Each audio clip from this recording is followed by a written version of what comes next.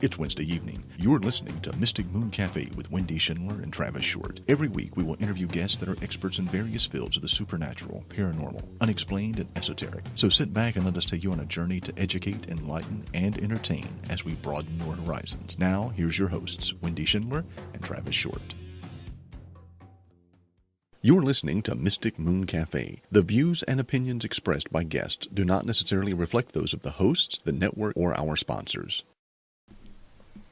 And that was Bad Seed. Wolves are at the door. Wolves at the door. There we go. Hi, it's me, Wendy. Travis is here somewhere. I'm here. I'm always here. Always. Mm-hmm. We all die in the corner around here. Pretty much. We all float down here. Wow, it got really quiet. Is it okay on your end? Yeah, I'm good. Okay. I watched the original It with my daughter this past weekend because we saw the remake. Well, the first part a couple of weekends ago. I bought it on DVD, and so she wanted to see the original, so we watched it. And she's like, "There's parts of it that I find scary. There's parts that aren't." I said, "Well, there's parts of it that I'm looking back, watching it now, 30 years later, going, eh." But it still holds up. It still holds up. I'm sorry. It still does. And it's still, for me, it's still it. I mean, yes. I like the new one, but this one's still it. Mm-hmm. So, yeah. Kiss me, fat boy. I'm sorry. You just can't go wrong with Tim Curry. No, you really can't. Well, or you really can't go right. I'm not sure. This is true, too. Mm-hmm. Mm-hmm. So. Anyway, welcome everyone. It's Mystic Moon Cafe on Thursday nights. Yes, where we've temporarily, we're actually making our new home on Thursday nights. We are. Yes, our fixed home, and then we will, keep popping around here and there. I don't know if Travis has talked to a certain someone yet, but we're hashing out details on a deal, and we'll have more information. Travis is always talking to certain people. Is the one in particular I'm supposed to talk to? I'm joking. I know who I was supposed to talk to. I know who I'm supposed to discuss this with. We're transitioning. We're making some changes, and it's gonna be really good changes, positive changes. We're excited about the changes. Absolutely. Can't you hear it in our voices? We are actually quite excited about it. It'll be fun. It is. It'll be a lot different. Let's hope that my own psyche can give up that level of control there. You can't. See, I'm okay with it. You lie. Well, yeah, because we're producing for you all the time, so how could that possibly be bad for you? It's because I produce all the time through the day. Yes, but that has more to do with manure than radio. This is true. Although some would argue that radio is nothing but manure for the ears. Well, why would they do that? Well, because I encourage them to do so. Oh, I see. Just saying. I don't know. Have you listened to Fox News? Have you listened to? No, actually, no, I don't. So. But we're making some changes. We're changing the day. We'll be changing the time eventually. Yes. And at least for a bit until maybe we can get another niche. Yeah, and then we're working on making some modifications, and all these things are good. It's just we've been doing this show now. Wow, almost 2 years. Yes. Yes, we have. It will be. I guess it will be. Will it be 2 years in March or 2 years in April? I believe March. Actually, it might be 2 years this year or this month. Excuse me.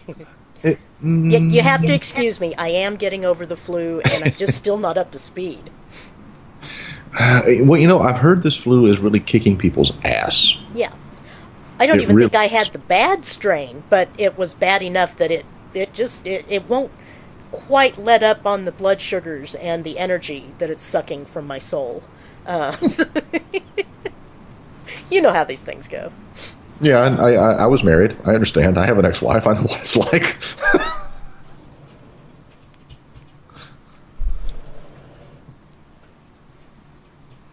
we have Bill Bean is going to be our guest tonight, but there's been a little bit of a we're not exactly sure, Right. and we'll clarify when Bill comes on, and I'm not even going to tell you what I think he said, but we'll have Bill on around 9:30.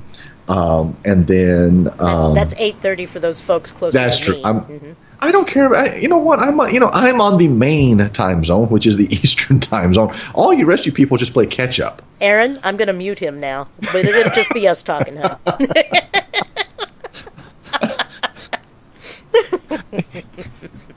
The time zones follow the path of the sun. You all are playing catch up. Yeah, I got, yeah. Anyway, Right. Travis is saying that the sun rises and sets on him, so. I did not make that claim. Oh, cue I just have- music. Where the sun going down on me? Where's that song? Oh God. Yes, it's going to be Slap Happy Free Word Association evening until Bill gets here. I was going to say, hell, I thought we scrapped the idea of a roast.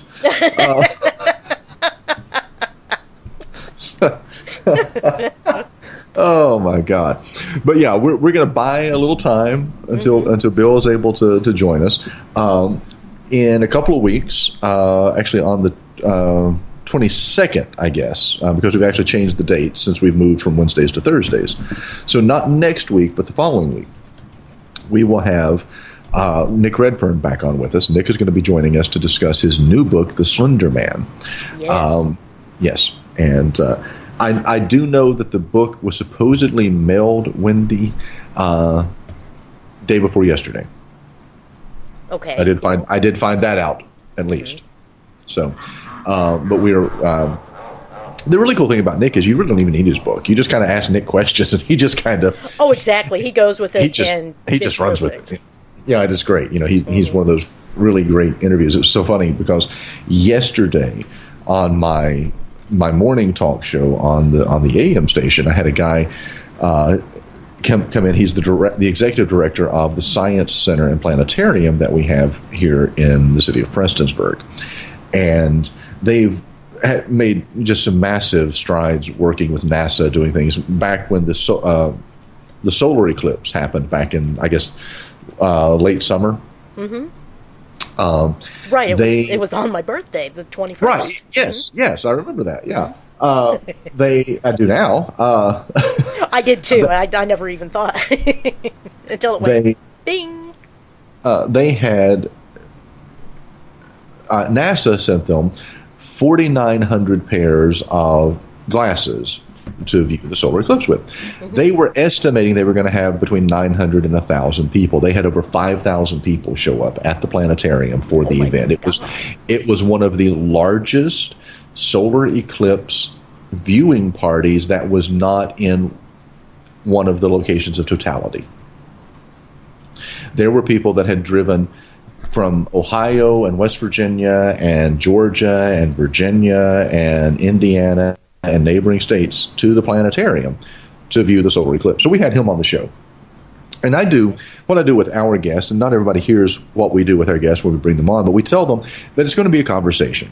You know, it's not so much a hard question and answer type of interview, but we want to start a dialogue and we want to have a conversation. And I was soft pedaling and, making him comfortable. And he's like, look, and he's from upstate New York. And he's like, look, he said, I was 10 years as a meteorologist on TV and radio. He said, I've hosted radio shows. I was an announcer for a single A baseball team up in upstate New York. He said, I'm good. He said, you don't even have to ask me a question. He said, you give me 55 minutes and I can fill the airtime. And by God, he did. We had no problems. Now, the week before that, I had two guys on who had never been on radio a day in their life, and I swear to God, you would have thought that they were deer that I had shined a headlight in their faces. And I was literally right. the first couple of questions, they just nodded. And I'm like, okay, yeah. And I said this on air. I said, guys, this is not TV. Nobody can see your head bobbing up and down. I need you to talk. You gotta say something. Anything. Say it. Just say it. Yeah. But by the end, by the bottom half of the hour, they actually had loosened up and we were having all kinds of fun. Oh, sure. That's how things start quite often. Even in our little, universe, Yeah. That's how it goes. Our universe is massive. What are you talking about? Well, we will be modest, at least for the moment. We don't want to get egos because Bill's coming on and he could smack us down for that. So what we have is a modicum of momentary modesty. Yes. Don't you love the alliteration? No, not really. I didn't think you did. So I didn't think so. But Bill is coming on. Bill is actually going to be announcing a new book tonight. Mm-hmm. Had the pleasure of reading it and writing the foreword, and I appreciate the opportunity for doing that. Well, he sent it to me today, this afternoon, and I haven't had time to do more than just crack it and look at the cover photos. Yeah. So, and he's going to be talking. We're going to talk a little bit about the exorcism / deliverance that he did back in October that Tia Bell addressed when she was on the show back in December, and then we're going to, of course, we'll end up talking Mandela effect. We'll end up talking conspiracy theories and things like that. But Bill's always a fun guest. One of the Mystic Moon Mafia. Absolutely, yes. And then we're lining up other guests for the coming weeks as well.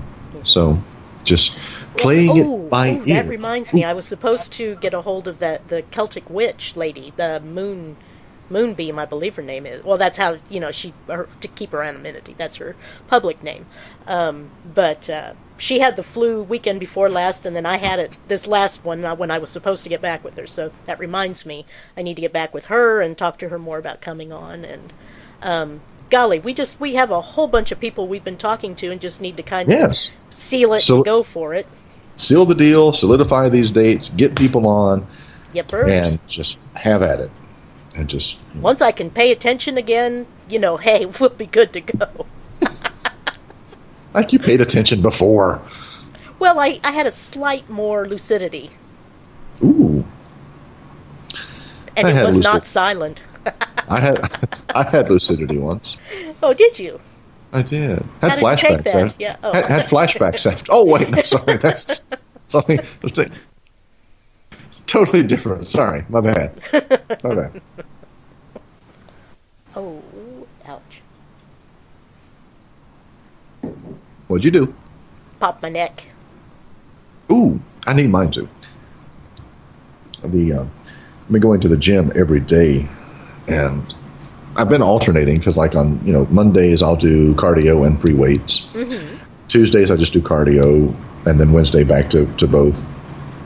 But I'm not going to be able to work out tomorrow, so Wednesday I did a full 30 minutes of cardio, and then about an hour and 15 minutes of weight training. But I did that again today. I doubled up, and I'm actually feeling it today. Yeah, so that's how that works. Yeah, I'm feeling it. So I could use a hot tub. Oh, yeah, that would help. Mm-hmm.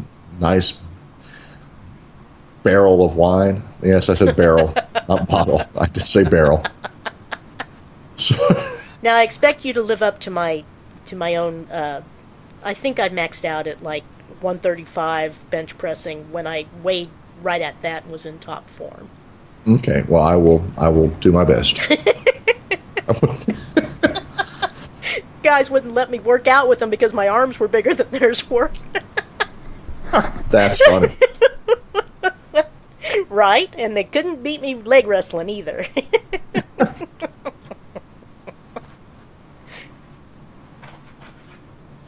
So, yeah. Right now, I've been in the gym for about 2 weeks. I'm really just trying to get back into the habit. Just trying to, play around. Because in about 8 years ago, 2010, I was in the gym. I moved back to Virginia. I was in the gym literally 6 days a week. I was in the best shape of my life. I was 34. Mm-hmm. I was in the best shape. I had, good waist size, good muscle definition. I was just in really good shape. And I kept that for about 2.5 years. And then I got back where I was traveling with clients. Yeah. And, then you're eating out and you're working out when the hotel has an exercise facility. So it gets a little difficult. And then 2012, 2013, I was running. And that was pretty much all that I was doing. But I was running like 5 miles a day. And then that stopped. And then I took the job over here. And basically I've been sitting on my ass for 2 years. And I just got really out of shape. And it happens.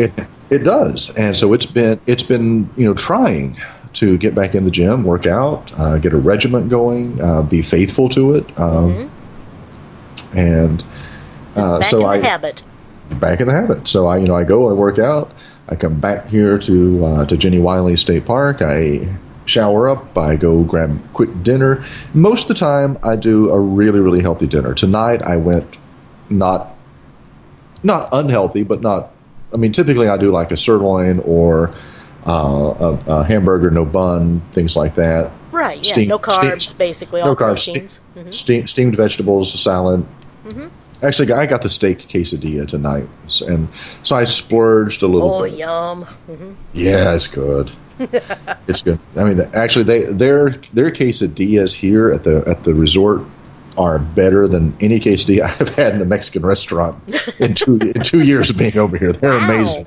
That's impressive. They are amazing. Their steaks are good. They have a buffet for dinner. I never do the buffet, but they also have a dinner menu, and they've got some really, really good menu choices on. They have a bison nacho platter that is amazing.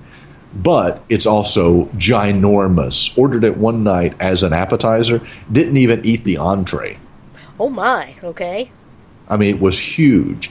And they have what they call the bottomless chips and salsa. Oh, dear. I got that one night to bring back to the room with me. Right. It's $4 for bottomless chips and salsa. They said, the styrofoam sectioned things that you get at other restaurants where you have the entree and 3 sides, and they filled 3 of those with nachos and then sent 8 cups of salsa. Holy guacamole. Did they send guacamole? They did not send guacamole or sour cream because I can't stand sour cream. I do like guacamole, but they don't have that. The salsa is actually handmade, homemade here at the park, and it is amazing. It is some of the best salsa that I've ever had. I swear to God.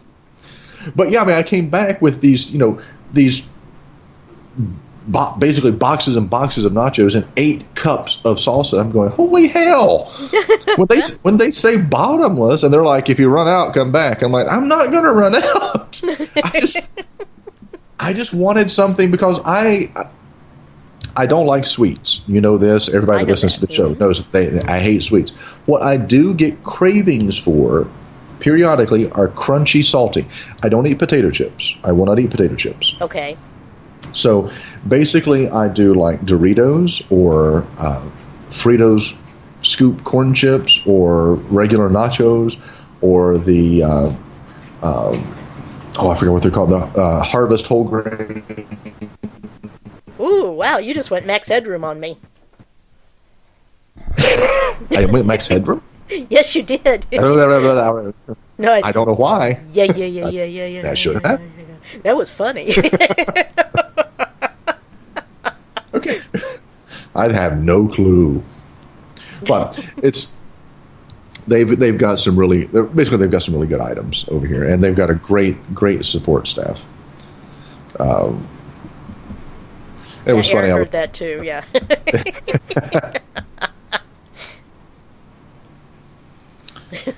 Anyway.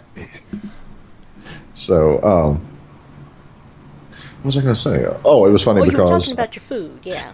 Yeah, I was, but and basically, I'm just biding the time until Bill texts and said, "Hey, you guys can call me." But I'm also giving nice free plugs to the park here. But it was funny because I stay here Sunday night through Thursday night. But the past 2 weeks, I've actually been leaving on Thursday day and going back to Virginia because my ex-wife has had to leave, and I've had to be there to get the kids and stay and get them to school on Fridays, et cetera, et cetera. But it was funny because apparently the first Thursday that I did that, I didn't really tell anyone that I wasn't going to be here Thursday night, and it was a very slow night. Ooh. They shut the restaurant down at 8 o'clock anyway. The bar stays open till 10. And since it's just me, and literally I am, up until this week, I've been like the only person here. There's a conference going on with wastewater management from all over Kentucky, so they're here training and retraining and having their annual conference. Mm-hmm. But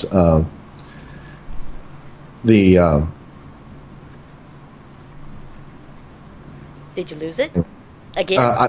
No, I just received a message on my phone. I was checking to see if it was Bill. I apologize. No, that's okay.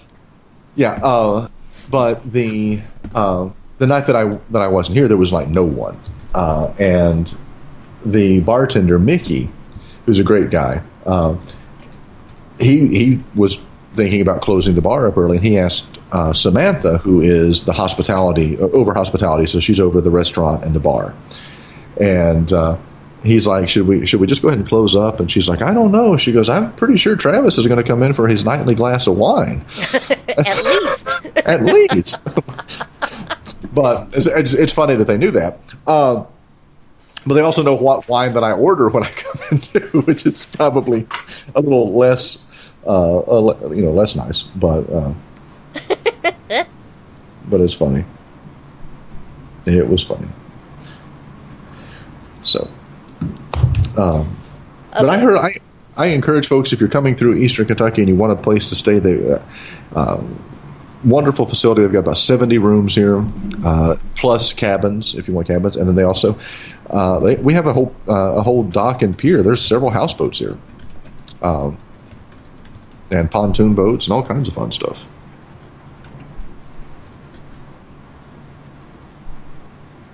Neat. Pontoons and houseboats. It always surprises me because when I see you post the signs and stuff, it looks like it should be Jenny Willie instead of Jenny Wiley. I know, but it isn't. Until you said it, I that's how my head pronounced it. You know how that goes. There's one L, Wiley, Wiley. If there were two L's, it'd be Willie. No, if it was one L, it'd be Wiley. If it was two L's, it'd be Willie. That's what I said. There's only one L in it, Jenny Wiley. Okay, yeah. Oh, are you sure? Because I sure thought there were two. Okay. I'm telling you, I'm not back yet. But I was certainly under that impression. I basically live here, but now you got me looking. I'm trying to I know, right? That's what I'm good One L, Jenny Wiley, Wiley. Yeah. Okay. You're just seeing. My bad. Maybe I mistook the E for an L. Maybe. Just glanced at it instead of really looked at it. Or maybe you're just seeing double. That happens too, But I guess, I'm just lucky to be able to see it all, so I just flow with it.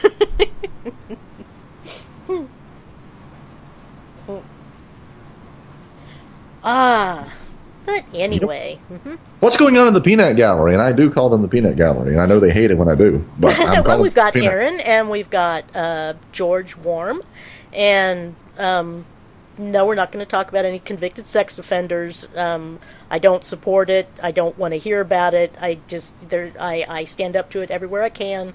This isn't what the show's about. Okay. Mm-hmm. Thanks for that disclaimer. I have no idea what that's about, but thanks for that disclaimer. I appreciate it. You agree with me. You know you do. I do. I do agree with you. I do. Oh my goodness. Oh, I wanted to tell you. There's a really good urban fantasy fiction book that a series that I follow. It's written by Katie Rhodes. That's CATIE RHODES, and her Perry Jean Mace ghost thriller books. There's one coming out on the February 25th, called Wrong Turn, and since I get an advanced copy, I have been reading it, and it's really, really good. So when it comes out, all should, get the series first, because there are a lot of books leading up to it, and you'd be really lost without it. Yeah. Anyway, there it is. Plug. Like I wouldn't be lost in general when it comes to anything and everything. Well, I can only help so much. And you do. Mm-hmm. You do. You're like my Jiminy Cricket. You're my Wendy Cricket. Okay. Wendy Cricket. That sounds like the name of a drink. I should copyright. Wendy Cricket. The Wendy Cricket, or like a British pub, the Wendy Cricket. The Wendy Cricket. There the you go. The Wendy Cricket. I like it. The Wendy Cricket. I love it. There's all kinds. There's all kinds of things. We need to suggest that to RL next time she comes on. And, we do. Have her put it into one of the books when Stone goes and visits England. Yes. or get a hold of Vanessa Mitchell over there at the. I just drew a blank. What was the name? Crap. Over in England? Yes, but the name of the house. Oh, the Squirrel Cage. The Squirrel Cage, the witch's prison over there. Yes. And put a little pub in over there and call it the Wendy Cricket. I think it would be great. Yeah. It most definitely would be. I think so. But I'm all about pubs regardless. Let's put a pub here. Let's put a pub there. Call it the Wendy Cricket. There you go. Call it the. No, I'm going to be nice. Yeah, why would you start now?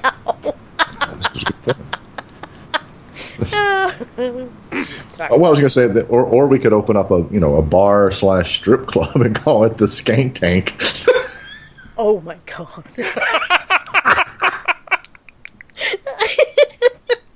Well, okay, but you're going to be running that one because. Oh my God! I'm sorry. That's just kind of this ongoing private joke that Wendy and I have, and yes, we won't really go into it in depth on the show. But you heard her response, so it was damn good. So I hit the nail on the head.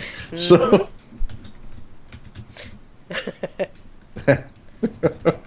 You love it. Oh yeah, but I'm still not running it. Hell, I'd run it. There's no problem there. I could do that. Erin says she'll plug Bill's ears for you. Oh, that's awesome. Yeah. It's bad when you have a guest, and Bill will be on shortly. We're just not, he was running a little bit late, so we're just kind of filling up some time, having some fun. But I already figured that we could tell Bill to cover his ears and go, la, la, la, la, I can't hear you for a few minutes if we have anything. Bill's a big boy. He'll be fine. Bill can handle. Most true. Very, very true. And he rolls with it. Ah, goodness. Yes, Bill's either out landscaping or delivering something. Okay. Oh, now see. Okay, so here's the deal. This evening, I'm finishing my workout at the gym, and my phone rings, but I had it on silent at the gym. Because I try to be respectful. I'll tell you a funny story about other people who aren't respectful in a second. But I was trying to be respectful, so I turned the volume off, had it on vibrate. Okay. And it was on the top of one of the weight machines that I was working out with, and I heard it vibrate on the last ring, and I tried to get it. Missed it. Called Bill back. Bill was driving, and the service wasn't great on his end. And he was telling me that he was going to be late for the show. And I swear to you, I thought he said that he had a last-minute delivery of dirt that he had to do.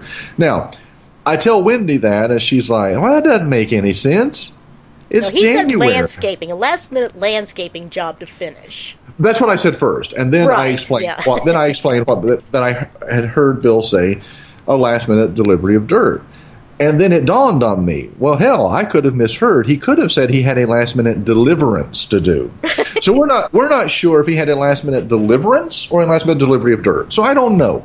Yeah. Just not really sure. Landscaping, and it didn't make much sense because I believe that it's cold, snowy, and icy where he is. So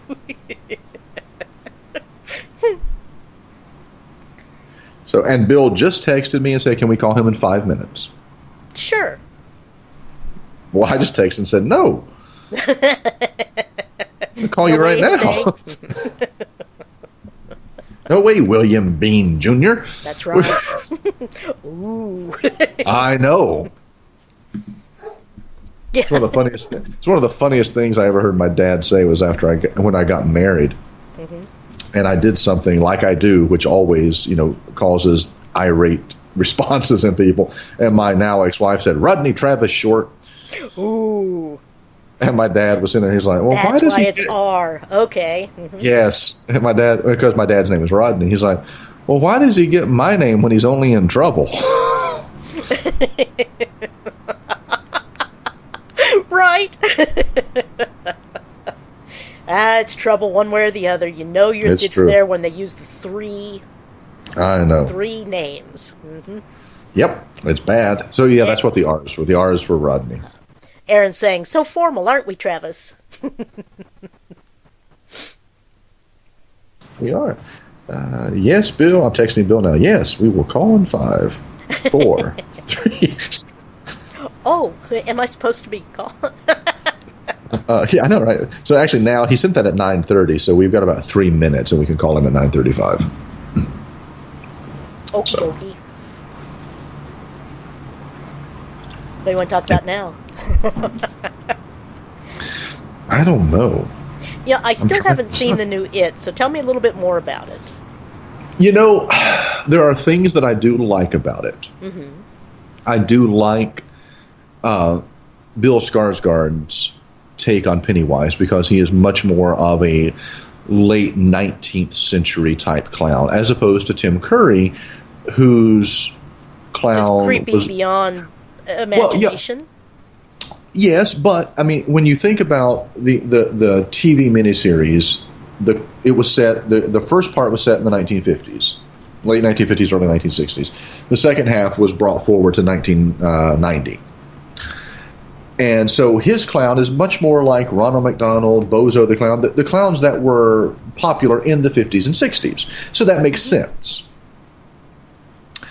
Even though he was supposed to have existed as this clown entity in the late 1800s, early 1900s. But I do like Skarsgård's take on a 19th century kind of clown, very creepy. It of course, is the violence is a little more graphic, of course.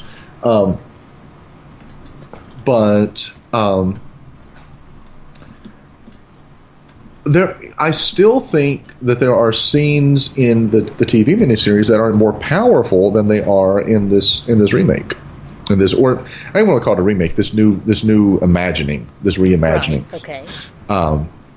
But watching the TV miniseries, there were things that I had seen it when it came out back in 1990. I mean, I remember watching it both nights. When it was on as a miniseries, and watching it, and then I watched it in reruns, and then I bought it. I've owned it several different times on VHS. Yes, I said VHS, and then on DVD. Wait, do we need to go back and explain what VHS is for anybody? I am not explaining what VHS is. I am not. Just not going to. It was difficult enough explaining some things to my daughter when we were watching it. Okay. She's like, "What's that?" Yeah, well. Mm-hmm. But there were things that took place in the miniseries that I thought were much more terrifying when I watched it then, and even watching it now, more terrifying than the reimagining. And they changed the time setting. The new one, the flashback scenes take place in the late 1980s. And the second installment of the modern story is going to take place in the present, 2018. Mm-hmm. And I think you lose something by doing that. I think there's something. I'll reserve judgment because I haven't seen how they do the second part, so I don't know. Okay. I'll reserve my judgment. Okay, Aaron, we'll leave off that then. Aaron had said that tell Bill we're in the chat room chanting Bill's name, and it made me flash to Chicago, the movie Chicago, where Yeah. they were, going, "We want Billy." But she hasn't seen either one, so. Oh, I love Chicago. I mean, I've seen the I've seen the play, and then I've also seen the movie version play. Oh wow! Okay, I've only seen the movie version, but that's I mean, it's kind of like that one ranks up there for me with like I love Cabaret. I've seen Cabaret perform several times, and then I've of course seen the movie with Liza Minnelli. I love Cabaret. Okay. See, I never cared that much for Liza Minnelli. I didn't hate her or anything, but she just didn't. But I just love the story Cabaret. Mm-hmm. I love everything about that, and I've seen it performed at the college level. I've seen it performed at the professional level, and I've seen it performed by a children's theater group, which was odd. That would be odd. That's just not children's That's material. odd. No, it's not. It was. Yeah, I'm just going to leave it at that. Yeah, that's what it was. All right. I just like, wow. When you've got a cabaret dancer that smiles at you wearing braces, it's like, Oh, I feel so wrong. Yeah, that's wrong on so many levels. Yeah. I was not happy. But then again, it might be really cute. It really wasn't. I mean, it wasn't cute. I mean, they did an amazing job with the performance. They really did. But it was just like, no. Did your parents even know what this play is about? Do they know? They do, but it was little kids, so it was okay. It was their little kids. I mean, I love the fact that my daughter's into theater now. I don't know if I would let my 13-year-old daughter, though, do cabaret. Okay, you were really cutting out there. That was the coolest cabaret version I've ever heard in my whole life. Cabaret. Did I say cabaret? I was going to say, no, I didn't do that. Obviously, the connection did that. Yes, yeah. There's storms between here and there, probably. So probably there's. Yeah, I was going to say, did I say cabaret or cabernet? I can't remember which. Either one, yeah. All right. Now, I am, anybody trying to get me on Facebook, I just shut that down in case it is a poll on my system. It shouldn't be, but since one never knows for positive sure, I'm pretty much just in this chat room. Although you can't get me on my phone, so. Well, let's call Bill. I think it's been 5 minutes. I am. Oh, okay. Well, that's where I was flipping over to. You're just that good. I am, actually. Let's get Mr. Bean on. Sean? One doesn't simply. Exactly. Well, I was thinking Rowan Atkinson's Mr. Bean, on the BBC. You were. Yeah, I know. I would much prefer the other. Oh, thank you. I know, but I think Dark. The terrifying story of the Bean family. I think it would be so much a totally different story if we had Rowan Atkinson's Mr. Bean. It's possible he can hear Hello? you. See, I told you. How you doing, Bill. sir? Hi guys, how's everything? Oh, fine. We've just been biding time, waiting on you. Mm-hmm. Well, I'm sorry for the delay, and I hope you're feeling better now. Yeah. And so the last time it was Travis who was under the weather when I was on, and this time it's Wendy. Travis was under something. He was under something. Yeah. He was under duress. There we go, under duress. That is true. That is very true. And exactly. the chat room was chanting your name, so we figured we got your attention. Yeah. Well, praise God. I'm glad to be back with you guys, and there's more to talk about, that's for sure, and it's a never-ending process. If you put my story aside, just the things that are taking place in the world on a daily basis, just mind-boggling, and each and every day brings something new and bizarre. It's funny, not in the laughing sense, but in the ironic sense, just how bizarre things have started happening. On several different levels, and there's so much that we want to talk to you about. But I want to give you the opportunity right off the bat to let people know about your new book, because I want to kind of use that as a springboard and then backtrack from there, because you are getting ready to release your fourth book. Yeah, and I want to thank you, Travis. That was an outstanding review that you wrote for the book, The Forward. Just incredible. And it really, and I told you this privately, and I'll say it publicly now, it really sets the tone, in my opinion. It sets the tone for the book. And I was just reading through a little bit of it before we came on air, and just amazing. So I really appreciate that. Top-notch review and forward of the book. And it truly does. It just sets the tone for the rest of it. Well, I think, you and I have known each other now 8 years. Dark Force and Delivered were already published by the time that you and I started working together and became friends. And then 10 Steps to Victory came along.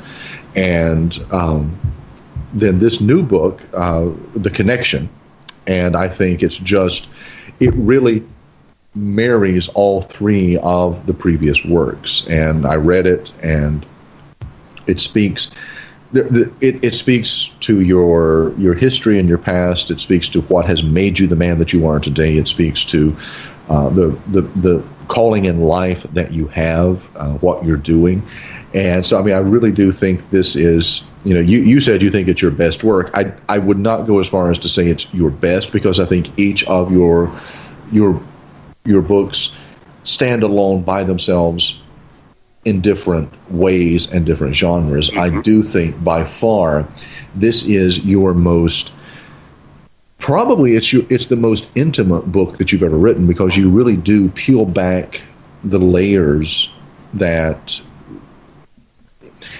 every person has, those barriers that are set up. And you and I mean, like I said, we've known each other 8 years. There are still aspects of your story from the trauma and the hauntings there in Maryland that I'm still finding out about, because you open up a little bit more each time. And then there's still things that you're finding out about, because like we discussed in the fall, you on Labor Day had sat down and met with your brother, and your brother opened up to you about things that you didn't know about. And so there's always these new experiences and these new discoveries. Mm-hmm. That's true. This was layered so thick that I have a feeling that the day will come to where a lot more will be revealed. That this is we've been able to cover a lot, but I think there's a lot more to be uncovered, and I do believe that that's going to come at some point in time. Yeah, absolutely. So I want to start off this particular segment, because I know there are things that you want to talk about that are happening right now, and we'll get to those. But I want to kind of bridge a gap that we have, because you were supposed to be on the show back in early December, and you weren't able to. You sent the very lovely and very engaging Tia Bell to talk on your behalf about an experience that you had in October of last year, which was a deliverance / exorcism that you performed. We heard Tia's side of the story. We've got about 15 minutes before the top of the hour. So what I'd like to do is, for this 15 minutes leading up to 10 o'clock, you just kind of tell us about that story from your perspective and what went on. And because you called me not long after this event took place, and I have known you, like I said, 8 years, and I have known you've kept me in the loop on almost every deliverance that you've ever made. I never know the person's name. You have never one time divulged the name of one of your clients to me. I've never asked, and you've never divulged it because of the confidentiality. But you always tell me this. You tell me the circumstances. I've heard about every one of them. I have never, in 8 years of knowing you, I've never known you to call me and tell me that something terrified you the way that this particular deliverance terrified you. Well, that lady, God bless her, and she's doing very well now, praise God. And that happened on October 27th. and I'll certainly never forget it. But, usually in these things, I have a certain way of going about it.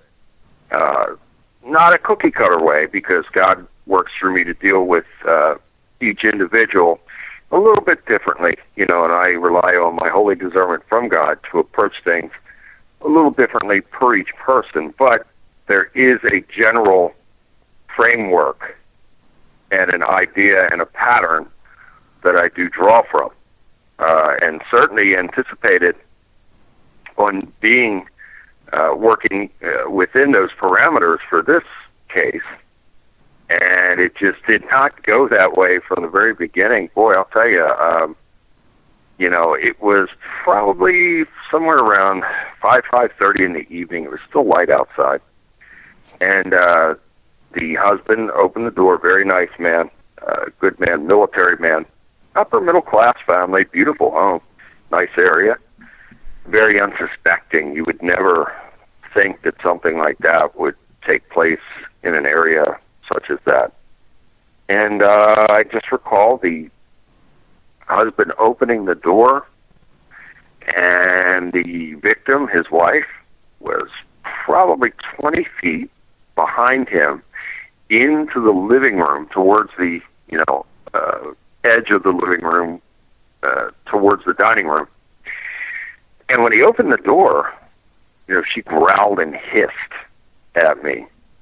And I knew right then and there that all my, the framework that I normally work within was going to be out the window, because I was going to have to engage in this spiritual battle right away. So usually when I go to a person's house, I will say prayers outside first, the Lamb blessing prayer, and I ask God to send his giant warrior angels. I ask God to forgive any wickedness or bloodshed that may have taken place, on the land, in the history of the land. And then I declare that land to be blessed, sealed, sanctified, purified, cleansed, and made holy before God. Nice. Then I'll proceed into the house.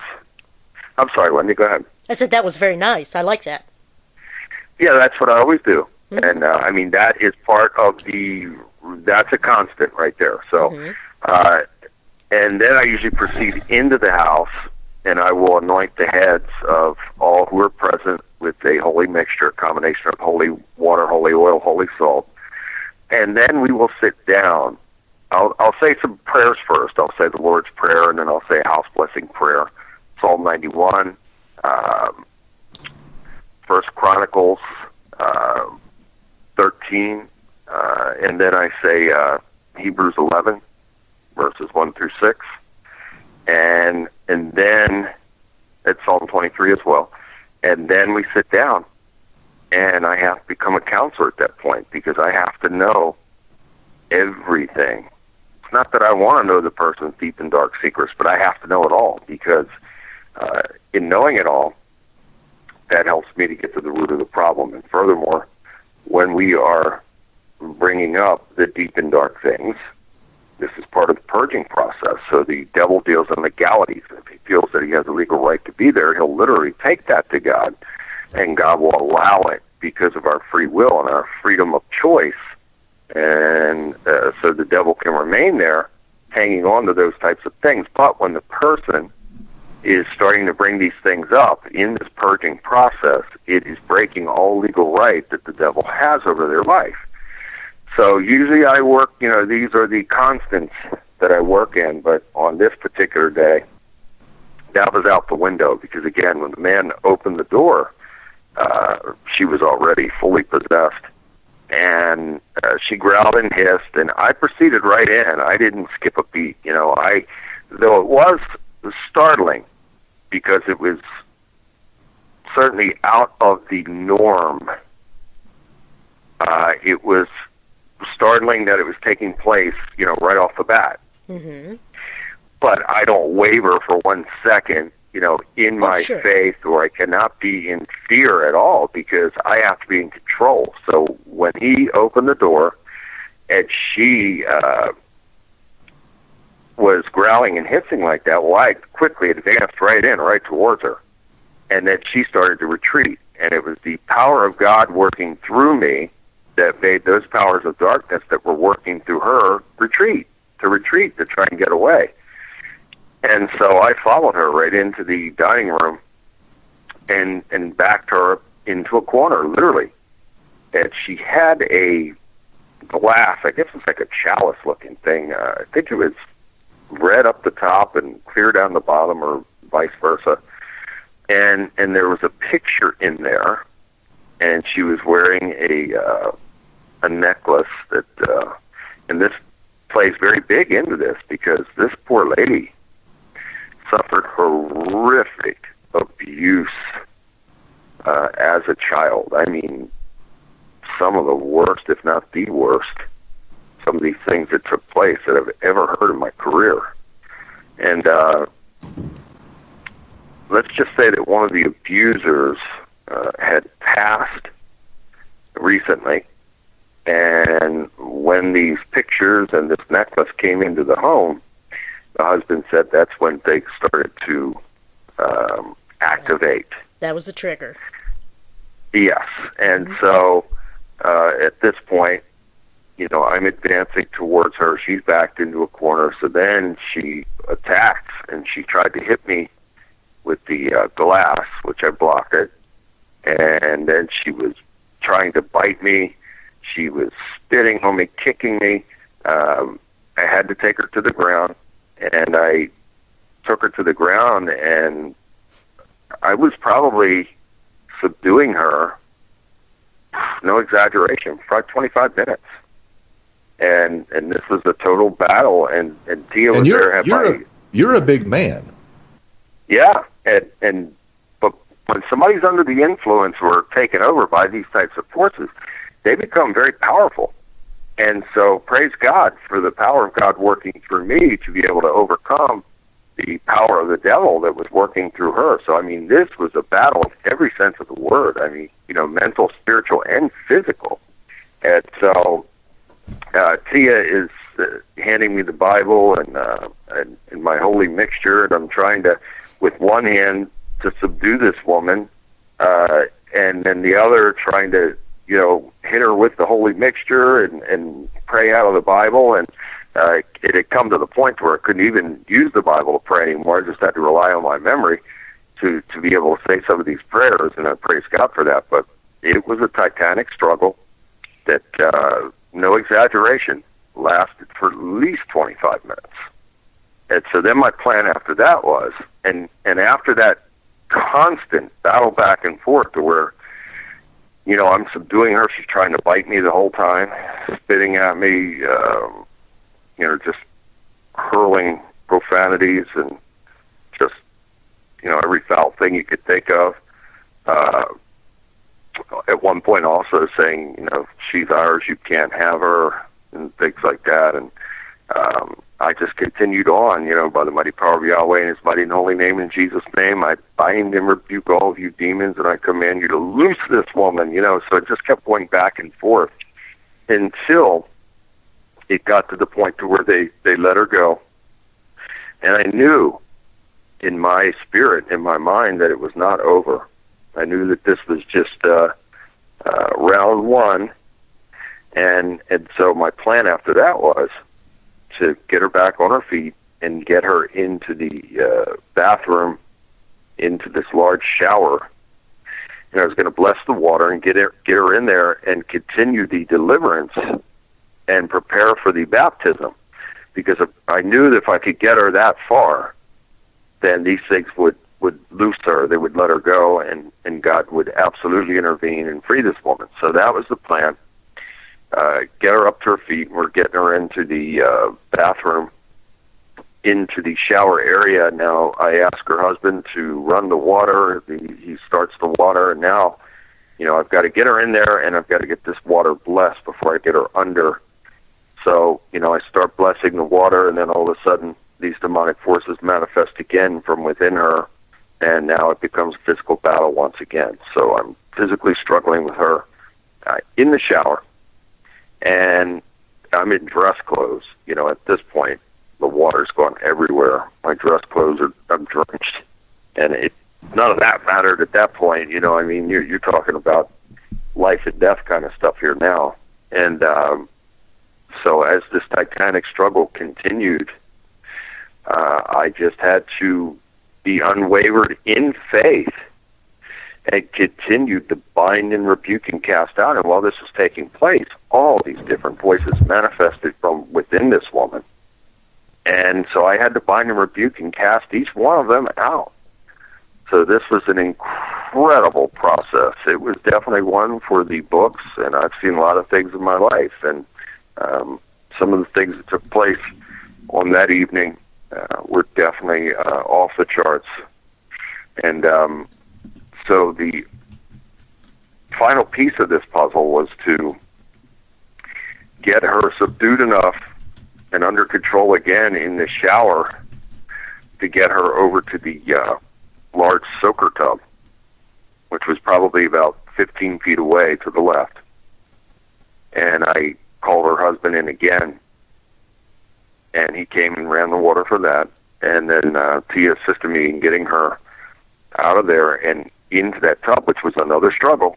It was another physical struggle to get her in there, but I knew once I could get her in there that it would be the final piece. And certainly, if I could get her in there and continue to bind and rebuke and cast out all of these entities, then I could get her under the water for this fully immersed baptism, and I knew that she would be saved then and freed from this. So that was the ultimate plan for me, and you got to think very, very fast when these types of things are going on, because this is battle. And so at one point I said to her, I said, look, I know, and I called her by her name, and I said, I know you're in there. I know you can hear me. God is doing his part now. He is freeing you from this. I'm doing my part. God is working through me to free you from this, and now you have to do your part. And your part is to fight and to want to be free and have this junk gone forever. So as I'm saying these things, I can feel the grip loosening, such a tight grip on this lady, because I can't say on the show, some of these horrific things that happened to this woman, just unfathomable things that you can't imagine in your worst nightmares happened to this lady as a child. And it is no wonder that she had the level of demonic possession that she did by all of those traumas that were built up over her for so long that affected her but lay dormant until those cursed objects came in and became triggers, like Wendy said, and it's a very good word for that. Mm-hmm. And once they came in, boy, it's just amazing. Her husband was terrified. Good man, really good. Again, very good man, and both husband and wife, wonderful people. And he was so distraught and upset. He was also physically attacked by her that day, and on the first occasion when this actually manifested, which Tia referred them to me because she had seen her on this one particular day, I think a week or so before all of this took place, and she had come under full possession in her office, and so they had a battle with her on that day that all this manifested then. So that was, where it began. So the poor husband, he had been through a lot in seeing this unfathomable thing happen to where he couldn't believe it was actually happening. But once it was all over with, and the more I continued to ask her to do her part in getting rid of this, well then, not only was the grip lessening, but other voices were still coming. And she was talking in all these different voices, and I would have to bind and rebuke and cast out each and every one of them.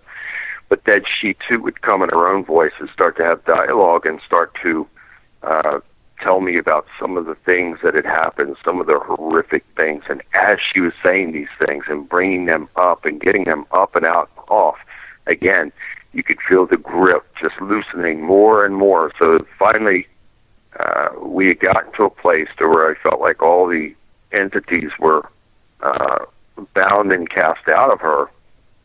And I got to the baptismal part.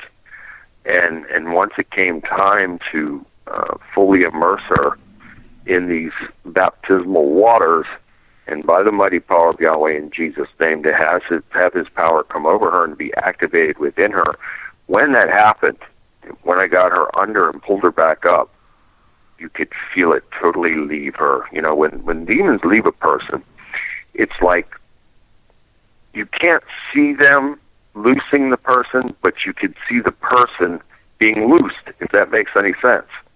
And when it does. Yeah, and when they let go, it's just like the person just drops down, you know, and then they start to cry, and that's exactly what happened in this case.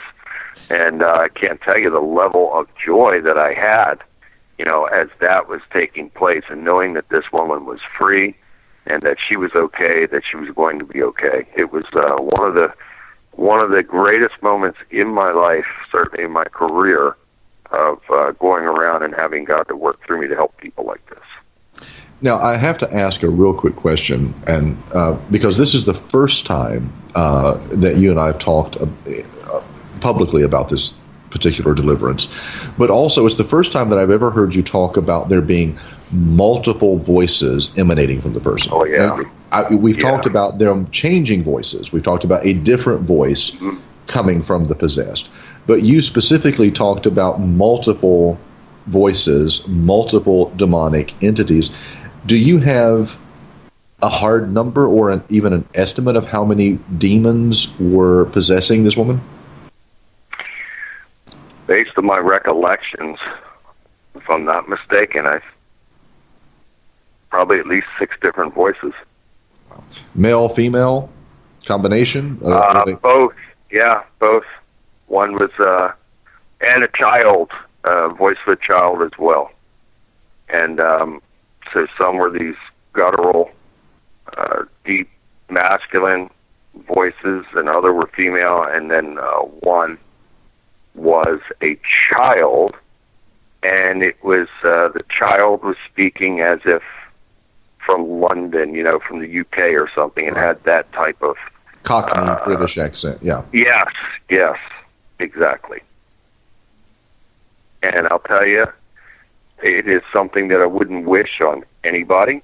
I'm so thankful to God for working through me to free that woman.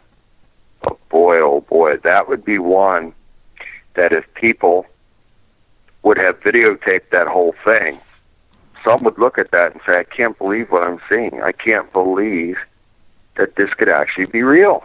It is so hard to fathom that something like that can actually be real. But I assure you, it was 100% real. And I'm just thankful again that God worked through me to free this woman and to help her. You were definitely there at the right time, right place, the whole 9 yards. Woo.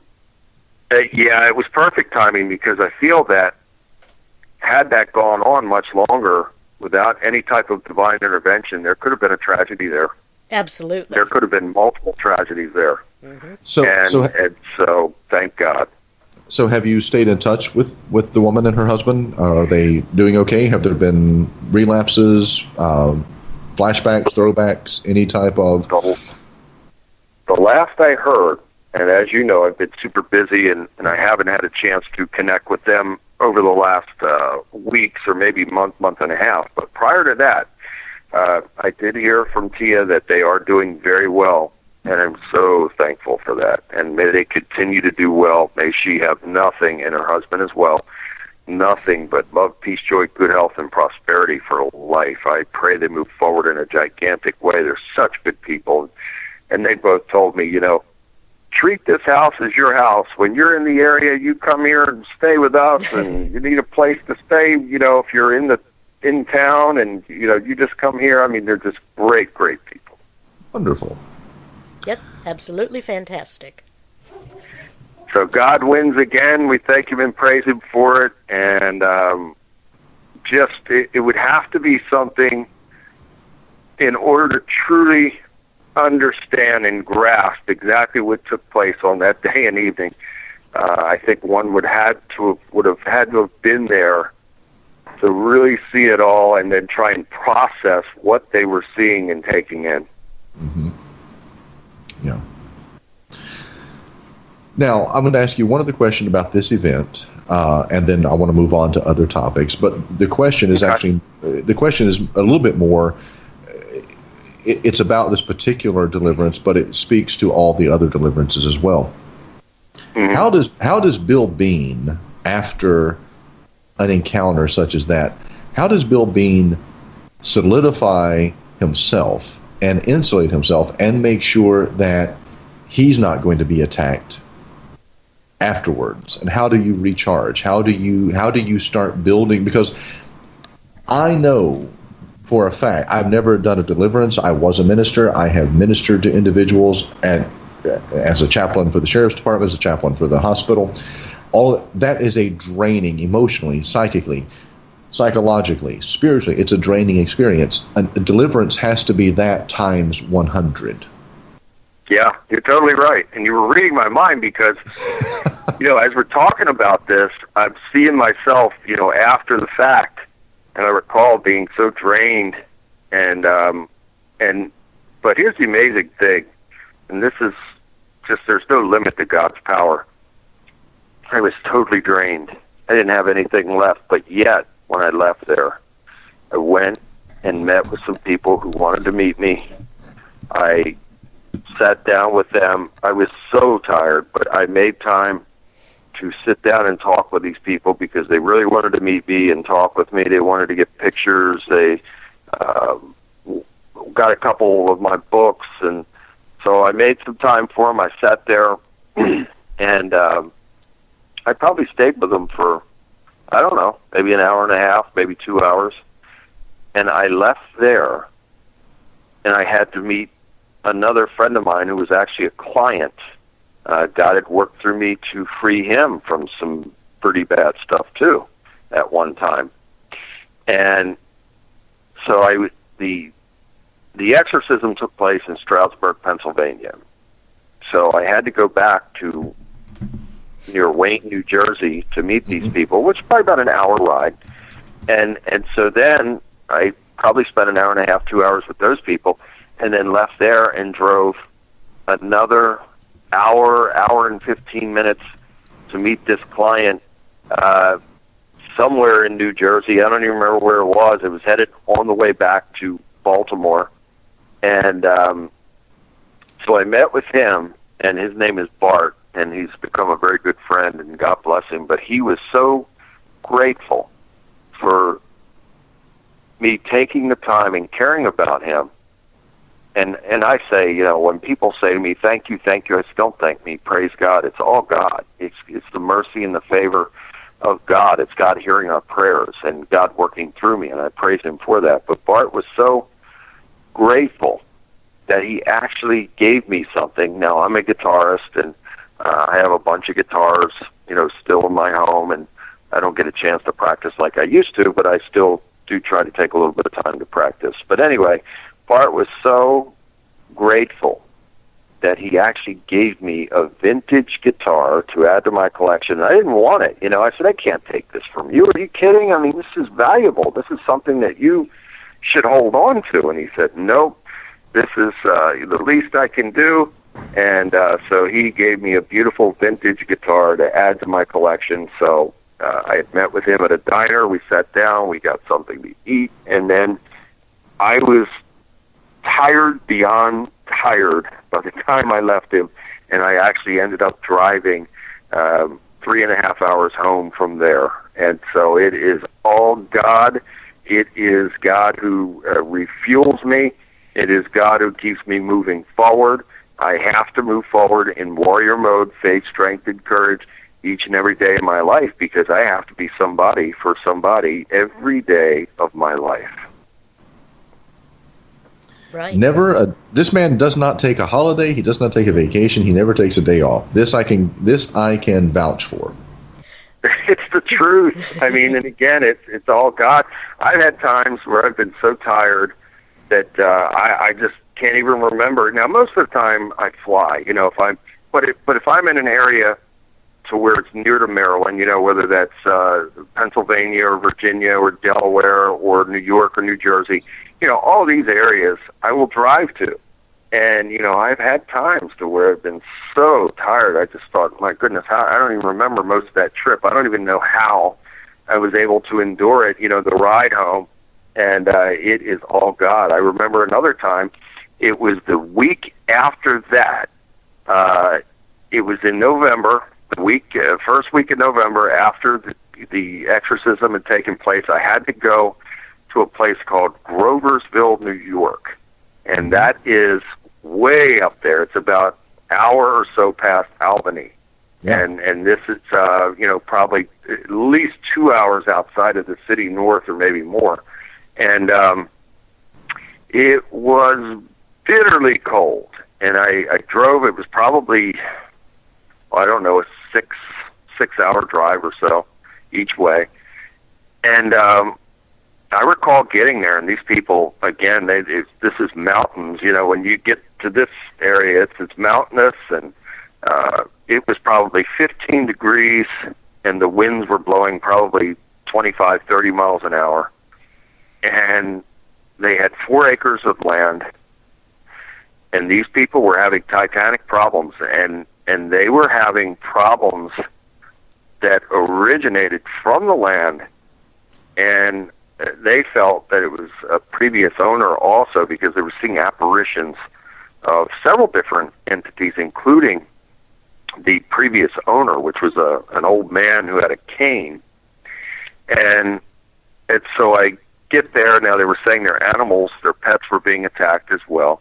And some of the pets would go to the edge of the woods.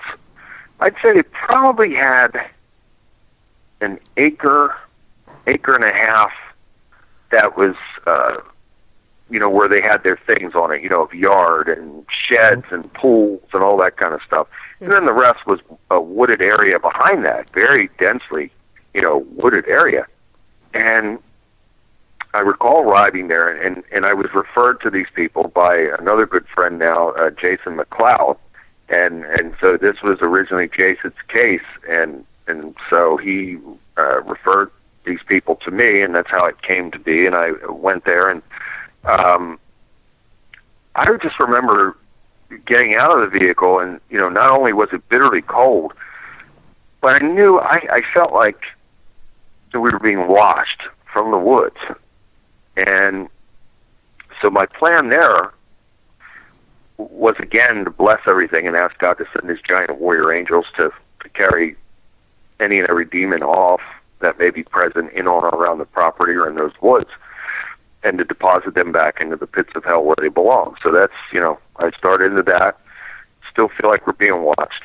And then it came to me, I don't claim to be anything other than a humble servant for God and a fierce warrior for him, but God does give me gifts, and he gives me a knowing of things at times.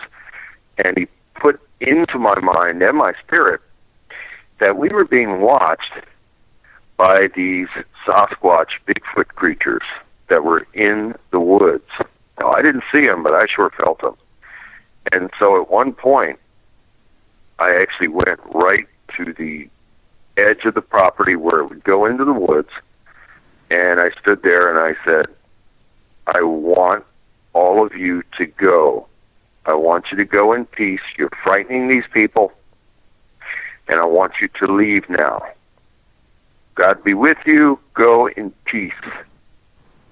And you could feel whatever it was, which I definitely believe were those Sasquatch creatures. You could feel them leave. You could feel the presence leave. So that's where it started. And, so I went around that property. The homeowners had salt, sea salt, and I blessed all of that. And we distributed that around all the perimeters of the property and the home. And then I went inside. We all went in.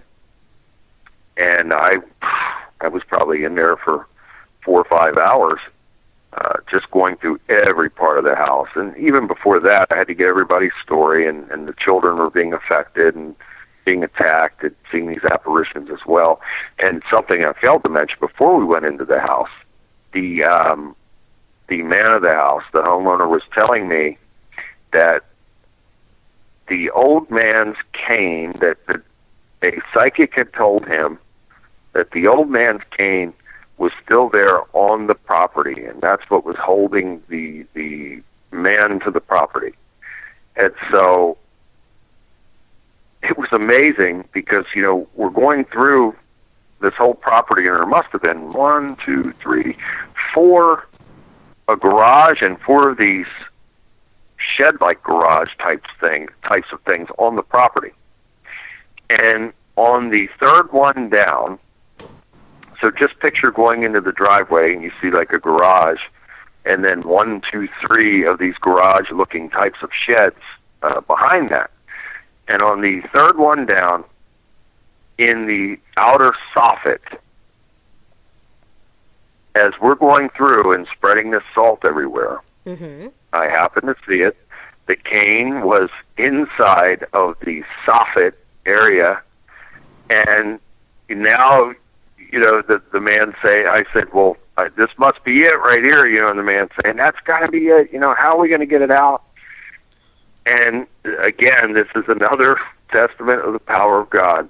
Now, I did have gloves on, and I reached and grabbed a hold of that soffit, and I was able to literally break that soffit free to where I could reach in and grab that cane out of there.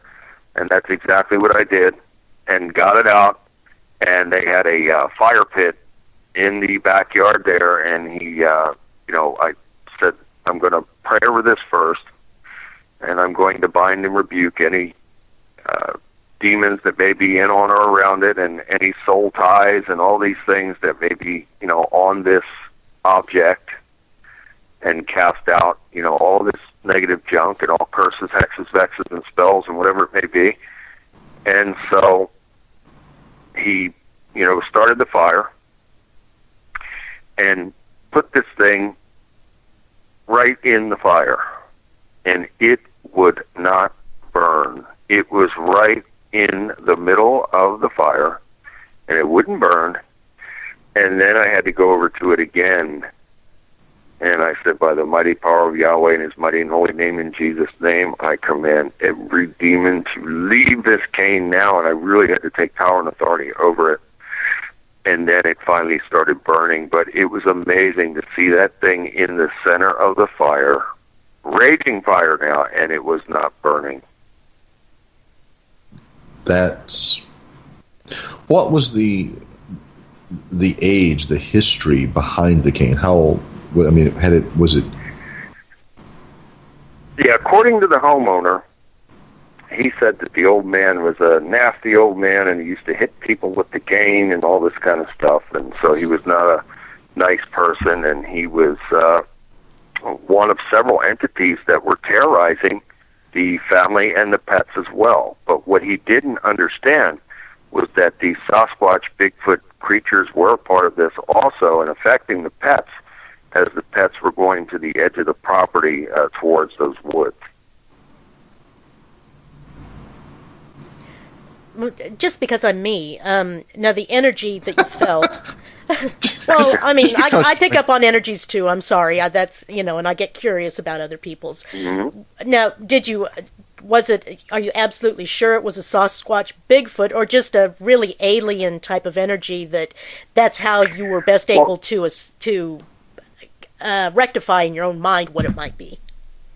No, they're all connected anyway, Wendy. They're all connected. Well, that's all this true. phenomena is connected. Yeah.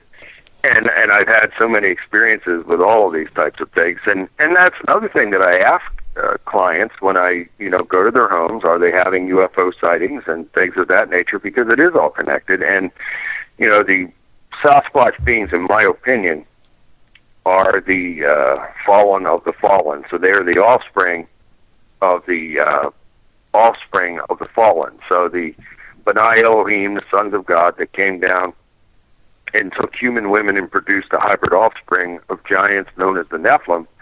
If you read the book of Enoch, it talks about these giants who were they couldn't be sustained. The men of the earth tried to sustain them with foods, and then they started eating the men of the earth because they couldn't be sustained. Their appetites couldn't be sustained. And so they also started having sex with, unnatural sex acts with the beasts of the field, and some of these were bears and apes. And this is where your Sasquatch creatures come from, because they are a hybrid crossbreed of Nephilim, human, and whatever animal it may be that that these things reproduced with. Right, and so this is why there are so many different looking types of these creatures, because some look human with hair all over them, and others look like apes, and others have this kind of where they look like bears. They have this kind of. So it certainly would explain it if that's true. And there are many cases also of these creatures either coming out of or going into UFOs. That's wow, you've just given me a whole bunch of stuff to think about, Bill. Thanks, man. Well, it's all connected. Right. It's very true. The majority of Sasquatch Bigfoot sightings do coincide with waves of UFO sightings. It's not uncommon for that to happen. Bill is addressing many of the same things that L.A. Marzulli has addressed in his books, and is the same line of thinking that I presented for 4 years at the Mothman Prophecies, or the Mothman Chronicles. Shoot. Well, no. Well, the actual festival, Mothman Festival. Oh, okay. I was going for Mothman Festival, the Mothman Festival. That what was being seen there was, a Nephilim. It was an offspring. It was a hybrid that had been created. Yeah, no question. I'm in total agreement. The glowing eyes, those types of things. And boy, I'll tell you, Travis, you're onto something now, and boy, these things are being seen quite regularly now in the Chicago area and the outlying areas, of Chicago. And I have no doubt in my mind it is the same type of creature that has been seen so many times in, West Virginia and other places. Yeah, and in the writings of Josephus, he actually chronicles that there were two very distinct markings or signatures of the Nephilim. One was a piercing sound that they emanated, a growl. It was a deafening sound, but also a horrible, horrible stench that was a combination of sulfur and rot and decay. And both of those things are. And this is in a very obscure text by Josephus. It's not among his early church writings. This is just in the history that Josephus outlines. Those two things have consistently been related, especially to Sasquatch and Bigfoot. The stench, the smell of sulfur, and an earth-shattering sound, a howl, a scream. Yeah, no question about it. And they are, so the supernatural part of them can make them invisible. They could be there and you wouldn't even know it. Unless you're smelling them, you wouldn't even know it, because they have this ability to cloak themselves, and they have other supernatural abilities as well. I mean, I've read reports and talked with researchers such as Stan Gordon that told me that he knows of cases that took place in the Pittsburgh area many years ago, to where hunters came upon two of these, 8-foot tall creatures and fired 30-06 rifles. These are powerful rifles, and they're firing shells from a 30-06 into the chest of these creatures, and not causing anything. Didn't drop them. No. And then they just vanished. They just simply vanished. Which would explain one of the most often asked questions about Sasquatch and Bigfoot is, why have we never found bones, remains, carcasses, anything? It's because they're not physical. That would be me always asking that. Why haven't we found them? because they're not physical in the sense of they're not cryptozoological. Just like I've always said, Mothman does not fall into the he's not a cryptid. It's not an uncategorized. Exactly right. You're talking about something in a spiritual realm. Yeah. Exactly. Yeah, exactly. It has physical appearances and physical characteristics, but it doesn't exist in a physical way in which that it can be, that there could be remains. It's not going to die. Put it in the box and say, okay, this is another of the creatures on the earth. Well, no, this is supernatural, so it cannot be put in the box. And this is why there is so much theory, conjecture, speculation, and confusion pertaining to all of these things, because it cannot be put into the box because it is beyond human understanding. Indeed. And I also recall that very same night, it's another one of those cases of being totally exhausted, and I went with Jason and the young man that was with him. We went to a nearby diner. Now, I'm out in the middle of nowhere, and so we go to this diner, and, I don't drink coffee, but I had a couple cups of coffee that night because I actually drove home from there 6+ hours and just totally just wiped out. But I drove home, and I recall during my drive, I was in the Hudson Valley, and this is a known hotspot for UFOs. Mm-hmm. And it's probably 3 a.m.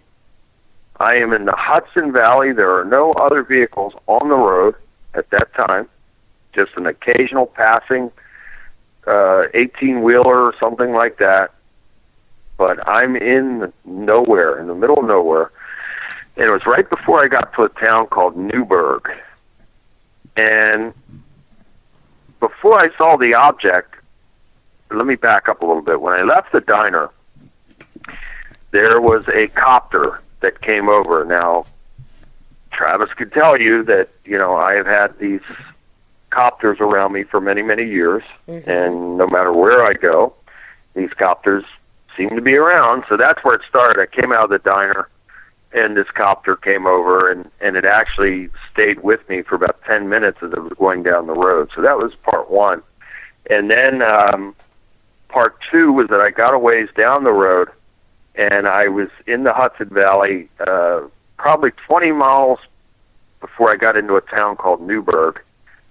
And this object came out of nowhere, and so I was traveling south, so it was coming out of the west, and it was blue. It was an electric blue color, and it had a red light on the top, but it looked to me like the classic disc-shaped object. It was electric blue, and you could see a small red light on top. And that object stayed with me probably for about 16 or 18 miles prior to getting into that town of Newburgh. And part of me wanted to stop because I wanted to stop and document this thing and get pictures of it. But another part of me was saying that might not be a wise thing to do because you're in the middle of nowhere, and if something goes bad here, nobody's going to know it. And so I decided that I better keep pressing on, and I did. And when I got to this gas station in Newburgh, I stopped and looked, and it was gone. But boy, I wish I could have gotten a couple pictures of that or footage of that because it was, again, this object was vivid. It was like just a neon, electric type of blue, and it was with me for quite a while down the road. Wow. Now, honestly, when things like that come along, I think they're hard to get good, clear footage of because of the energy signature, basically, the source, the frequency, whatever. I think it interferes with our recording devices. It does. And there are times that I've gotten good pictures, of objects like that, and there are other times it would come out all fuzzy and blurry because of what you just said. It's true. There are energy and force fields around these objects that prohibit, getting crystal clear pics unless they want the person to get a crystal clear pic, and then somehow the energy field dissipates to where the person's allowed to get a very nice and clear shot. But it was just one of the things to add to the list, par for the course. And so I recall pulling into that gas station, somewhere after 3 a.m. and filling my gas tank up and looking everywhere for that object, and it was nowhere around, and I didn't see it anymore after that. So after I had started back on the road from the gas station, I didn't have any more sightings of that or any other objects. Well, thank goodness, right? Well, I mean, again, I've documented, I've probably taken, since 1995, I've probably taken hundreds or more, of photographs of these objects. I mean, it was so bizarre that they would come to my home. I would put a camcorder out on a tripod, and these objects would come, and I'd be able to document them. My footage has been featured on the 6 o'clock news, the 10 o'clock news, the 11 o'clock news. It's been on all of them. And so, that's how bizarre it was for such a long time. So I'm used to having these types of interactions, but I also, when I feel God is telling me something, I listen, I try to, when God is warning me or telling me something that I could have been in a dangerous situation. So I listened to the inner urging from God at that point in time, to where I thought, I better not stop. This might not be safe, and this could really turn into a bad situation. So I continued just to head on down the road. Good choice. Yep. It's funny. Yeah, I think so at that point in time. Yeah. Yeah. That intuition, or, God's niggling little, hey, listen to me, you better run. Not run necessarily, but you better just move on down the road. Yeah. I knew that it definitely wasn't the right thing to do. And yet, I had this clear visual of it all the way down the road. I just 16, 18 miles down the road, of having this clear vision of it. And I mean, it was right there. And it was, what it was doing was just kind of staying ahead of me. It was staying ahead of me enough for me to be able to see it clearly out of my windshield. And so it's just amazing how it would keep that distance just enough for you to have that clear visual of it. So it's just one of the things to add to the list. Right. Now, I had a question from back in, when you do your deliverances, if that's okay. Sure. Do you ever record them so that you can go back and kind of identify certain, just go back and see what you may have missed while you were in the heat of the moment? Or is it done and you leave it to God to be done at that point? Yeah, it's done. And most people wouldn't want it recorded anyway, because people who are suffering these types of traumas, they're embarrassed by it. They're ashamed by it. And they don't want to. Sure. Yeah, in most cases, they wouldn't want it recorded, and I would never do something like that unless requested. And there has been maybe one or two that did request, and I had like a body camera on me, thanks to my dear friend Mike Supa, who lives out in that area near the Hudson Valley, and he actually, as a gift, had given me one of those body cams like the police wear. Oh, neat. And I have used it on a couple of occasions, and but it is, even for me, very difficult to go back and look at things like that, because when it's done for me, because I'm always on to the next one. So it's difficult at times to pause and go back and look over footage like that, but I have. Cool. And then we had one question from the chat room. How is the man doing from the haunting episode, The Devil Inside Me? He's doing very well, and I just made an appearance in Maryland this past Friday night, and he was supposed to be there, and he couldn't be there because he was working, but he's doing very well now, and I thank God and praise God for that.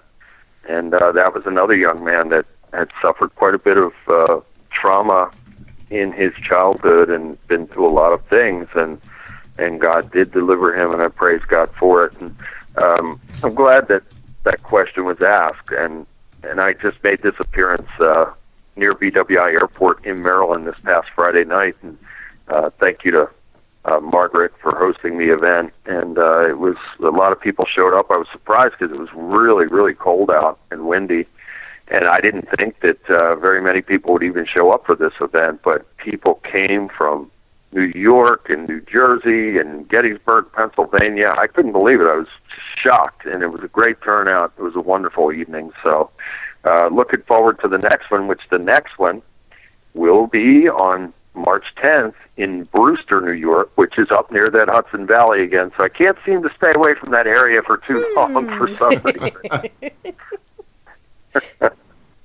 We're going to have to call you Bill Van Winkle. It's amazing. You stay in the Hudson Valley area. Mm-hmm. Incredible. Yeah, and I'm interested and intrigued to see how it's going to go this time. Is an object going to appear on the trip there or on the way back? You just wonder, and so we'll see. Maybe I'll have something to report to you the next time I'm on the show about that event. But well, you just never know. I was going to ask a question in reference. There is a biblical passage in the book of Ephesians that talks about principalities. Yeah. Yep. Spiritual darkness, evil in high places. Do you feel that possibly, because you and I have had this conversation, you seem to be drawn to certain geographic locations at certain times? There have been times when you and I have been talking that you have been in New York over and over and over again. There are times that you're in Florida over and over and over again. Well, there is a reason for that. In biblical demonology, demons are given certain sovereignty over certain locales, certain locations. Yeah. Principalities. I agree.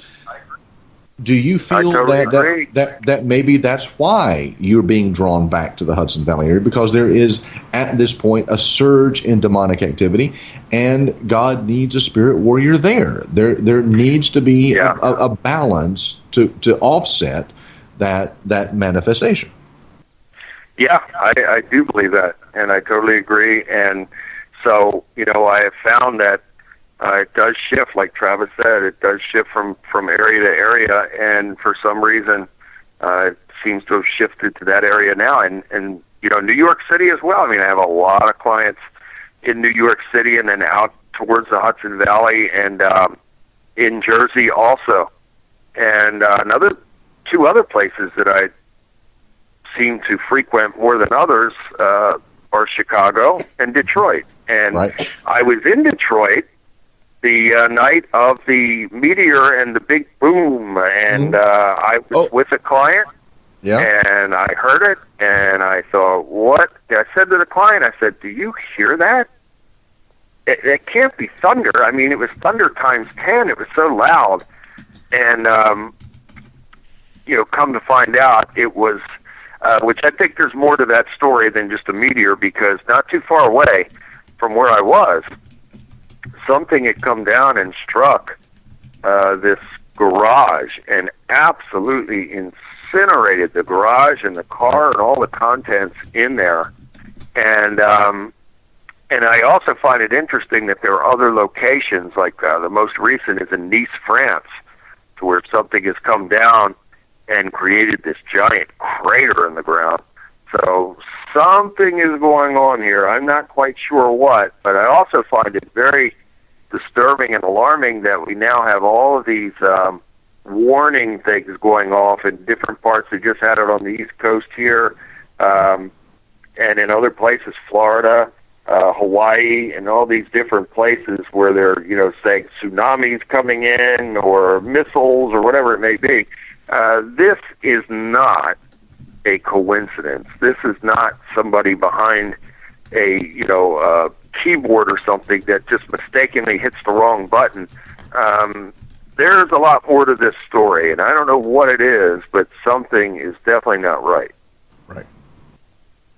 Now, we've talked about the places that you go physically, but one of the things that I love about you is that your deliverances, you don't have to be there physically.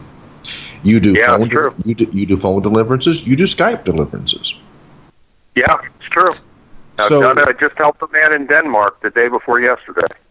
So are there locations outside of the U.S. where you see surges?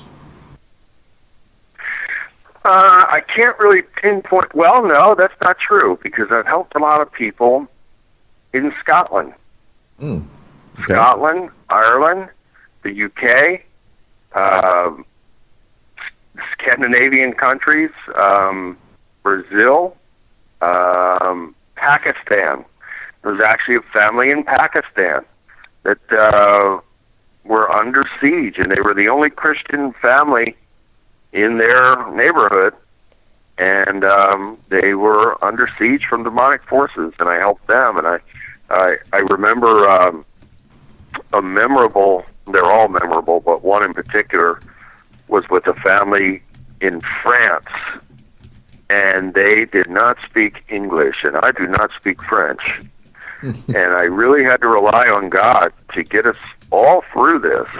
And somehow, even though they couldn't, I guess, understand per se what I was saying, the power of God superseded that and actually did deliver them from the evil that was upon them. It was the most incredible thing. I mean, the family, the Mercier family, and I'll never forget it. It's amazing.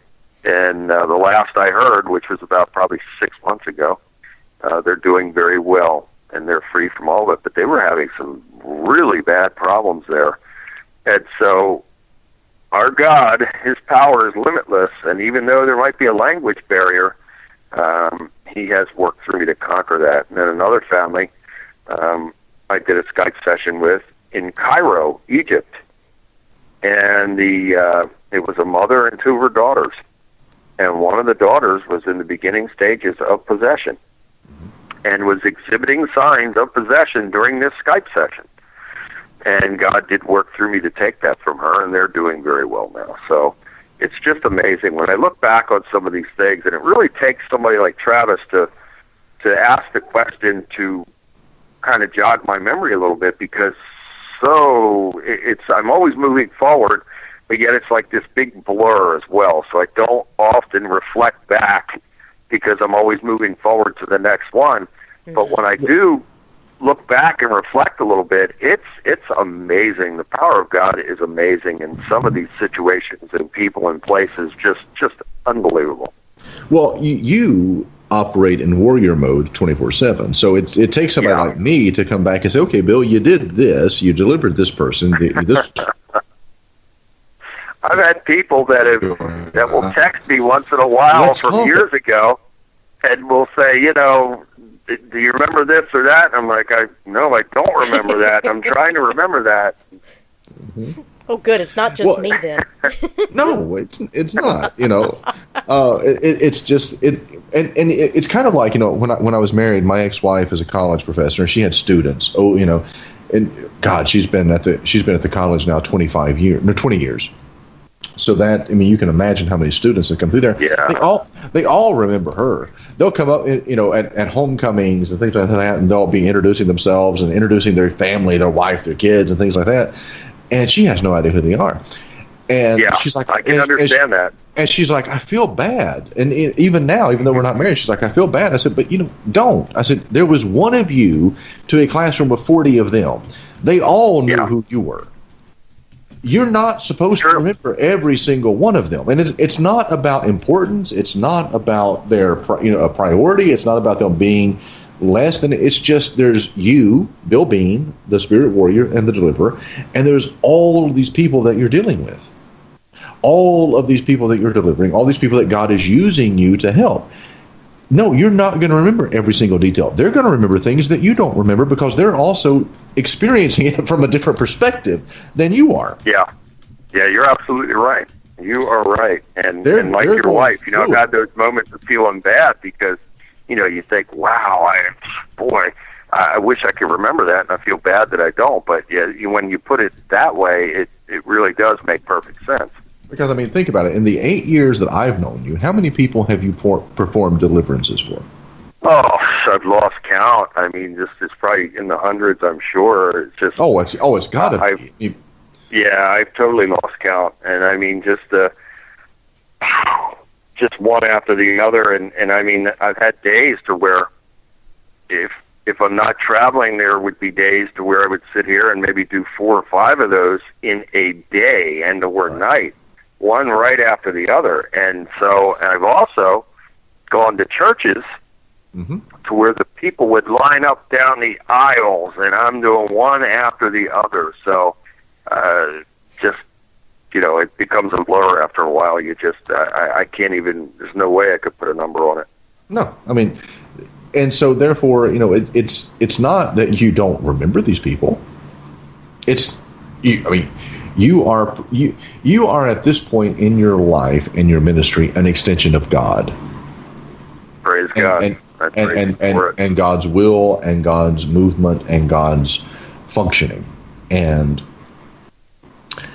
you have done amazing things. I've talked to some of the people that you have delivered. I mean, I've heard the stories. And hopefully you and I are working on something that other people are going to get to see these stories. They're going to get to see the files of Bill Bean, the deliverance minister, the spirit warrior, the exorcist. I certainly pray that. I do believe the time is coming for it. I do. I think so. And Travis, it was a very difficult week for me last week, because for the first time I'd come under attack. And this person, I don't know who this lady is, never met her in my life. I know who you're talking about. I watched the video. Yeah, she decided that she was going to take it upon herself to launch an attack against me. And it was all due to my speaking about the changes in the Bible, the scripture changes, and the Mandela effect, which is very, very real. I'm sorry to say this. I'm not trying to lead people away from God. Are you kidding me? My life is about bringing people to God.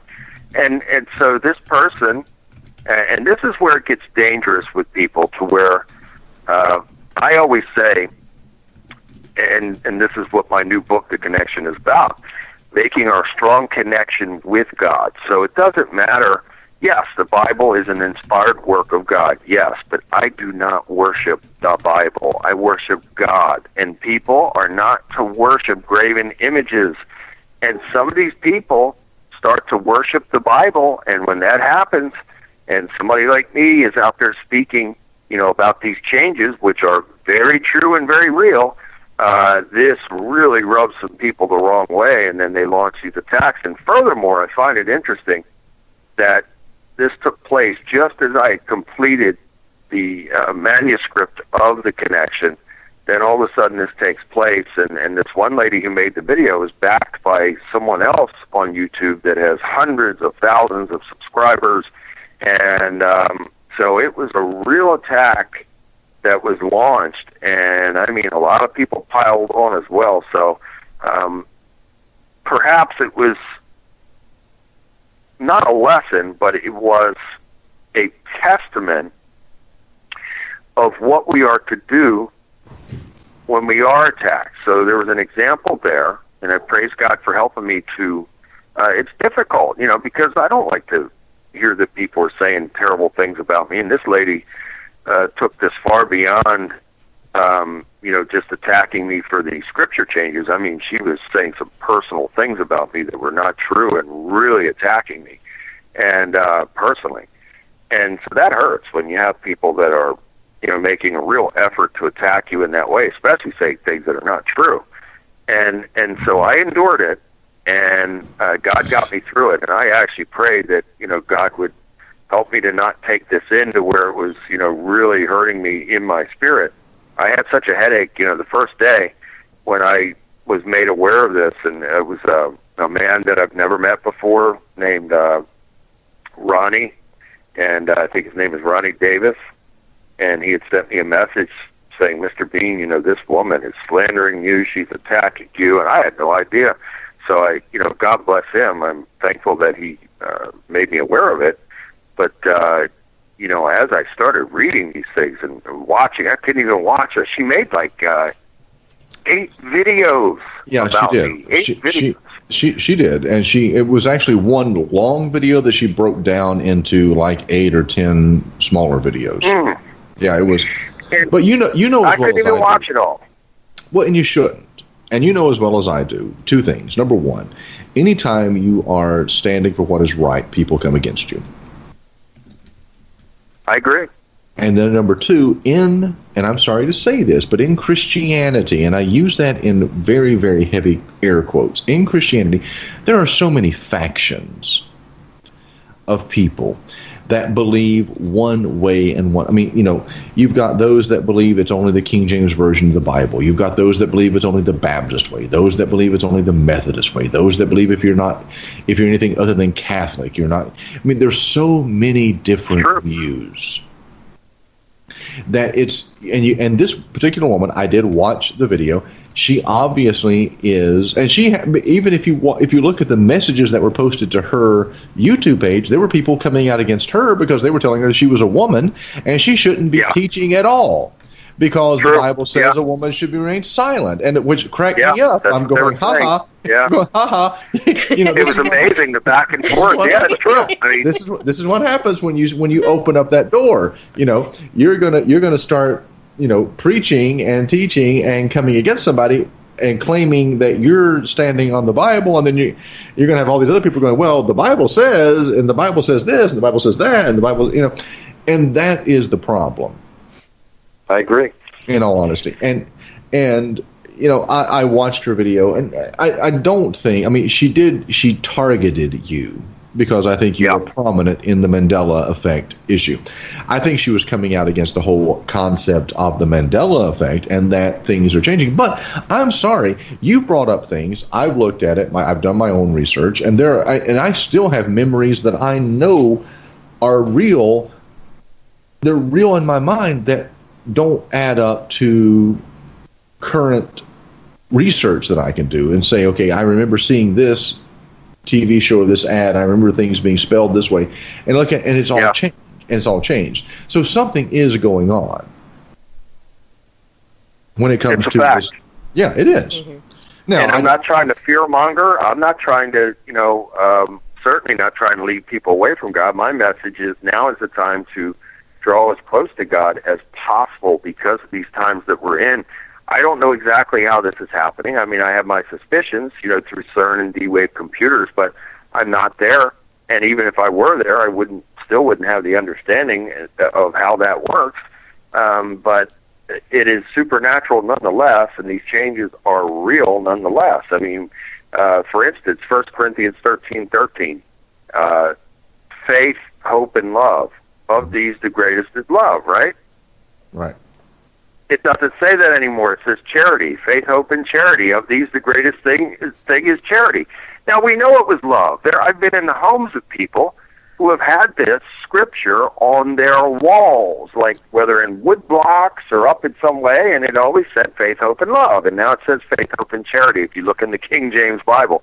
So things like that. And then there are 42 scriptures now that have Ebonics in them. We be of Abraham's seed, on and on and on. This is not possible. You're talking about the most popular book in the history of mankind, the most widely distributed book in the history of mankind. Do you think that there's actually going to be grammatical errors like that in this great book? I think not. If so, people would have pointed that out a long time ago. Right. So, people are free to say whatever they want to say and believe what they want to believe, and I'm not trying to twist anybody's arm into believing anything. I'm just presenting something that I believe to be a fact, and, when we can show people that, hey, it did not say this, this is what it said, and that, so not only am I saying that it's been changed, but I can show them what it used to say. Right. And still, some people say, yes, I see it, and they gasp and they go from there. But other people, They just refuse to believe that, and right away they will say that you are attacking God, you're attacking the Bible, you're an antichrist, you're this, you're that. Some of these people were actually telling people, and I think that lady was one of them, and there were others, that were saying that there were photos of me making the devil's hand gesture, the mano cornato, which is a satanic hand salute. That is a lie from hell. I never ever did no such thing at any time in my entire life. I would cut my hands off and my fingers off before I would do such a thing. But these are the type of things that were going around and being said, and it's really sad and unfortunate. But, I'm moving past it, and I praise God for helping me to move past it, and God bless those people, and God help them. And, again, misguided people sometimes are the most dangerous. Yeah, it's very true. They really are. I watched this woman's video, and she was heartfelt in what she was doing. She was just misguided, and that's not necessarily misguided into. Was she attacking you? I think partially she was attacking you. I think she was also just lashing out because her sense of stability in what she believed was being questioned. And she was having to question it. And we don't like that. We don't want to question. We simply want to adhere to, and we want things to remain the way that they always have been and the way that they always are going to be, at least in our mind. That's what we want. Who are these we people? Because I sure don't feel that way. Individuals that have been brought up and belong to organized religion. Those people who are immersed, because that's what it's about. It's a brainwash. I'm sorry to say it. And again, I am not attacking Christianity. I'm not, but this is what it is. And it goes for anything. Whether you go into the military, basic training in the military is designed to break the person down, to break their will so they can be reprogrammed with what the military needs that person to know and to be armed. It is a process, the same process to where, they want a transformation to take place, so there is a new mindset and belief system put into place. So, I'm not bashing anybody, but that's what it is. Unfortunately, organized religion, and I don't want to call it Christianity because I don't think true Christianity is organized religion. Yeah, I agree. And I don't even like using the term Christianity. I think that it's a much broader scope than that. Yeah. But organized religion wants people to think. They don't want people to think. They want you to react. They want you to do what you're told. Pray when you're supposed to pray. Go to church or mass or whatever when you're supposed to go. Adhere to these guidelines, and everything's okay. But true spirituality, true knowledge, true enlightenment, true whatever you want to call it, is much more about thinking, about doing, about impacting, about changing, about helping, about reaching out. It's all of those things that organized religion is not about. I totally agree, and it all goes back to Rome, and it goes back to Constantine the Great, who was the founder and shaper of Christianity. And in the beginning, those priests were instructed to pray to the congregation and to teach the Bible to the congregation. And the congregants were not allowed to have a Bible. They were not allowed to study the Bible. It had to come from the priest, because the priest was seen as the extension of God, and therefore they were to be under his rule and authority. And so that's how that all came into play. So what you're saying is absolutely correct.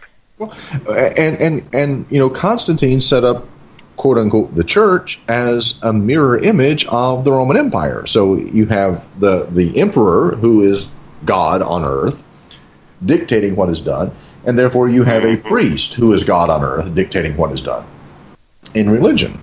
And then but we, and I grew up in the Baptist faith, and we talk and we talk crap about the Catholics and the Papists and all.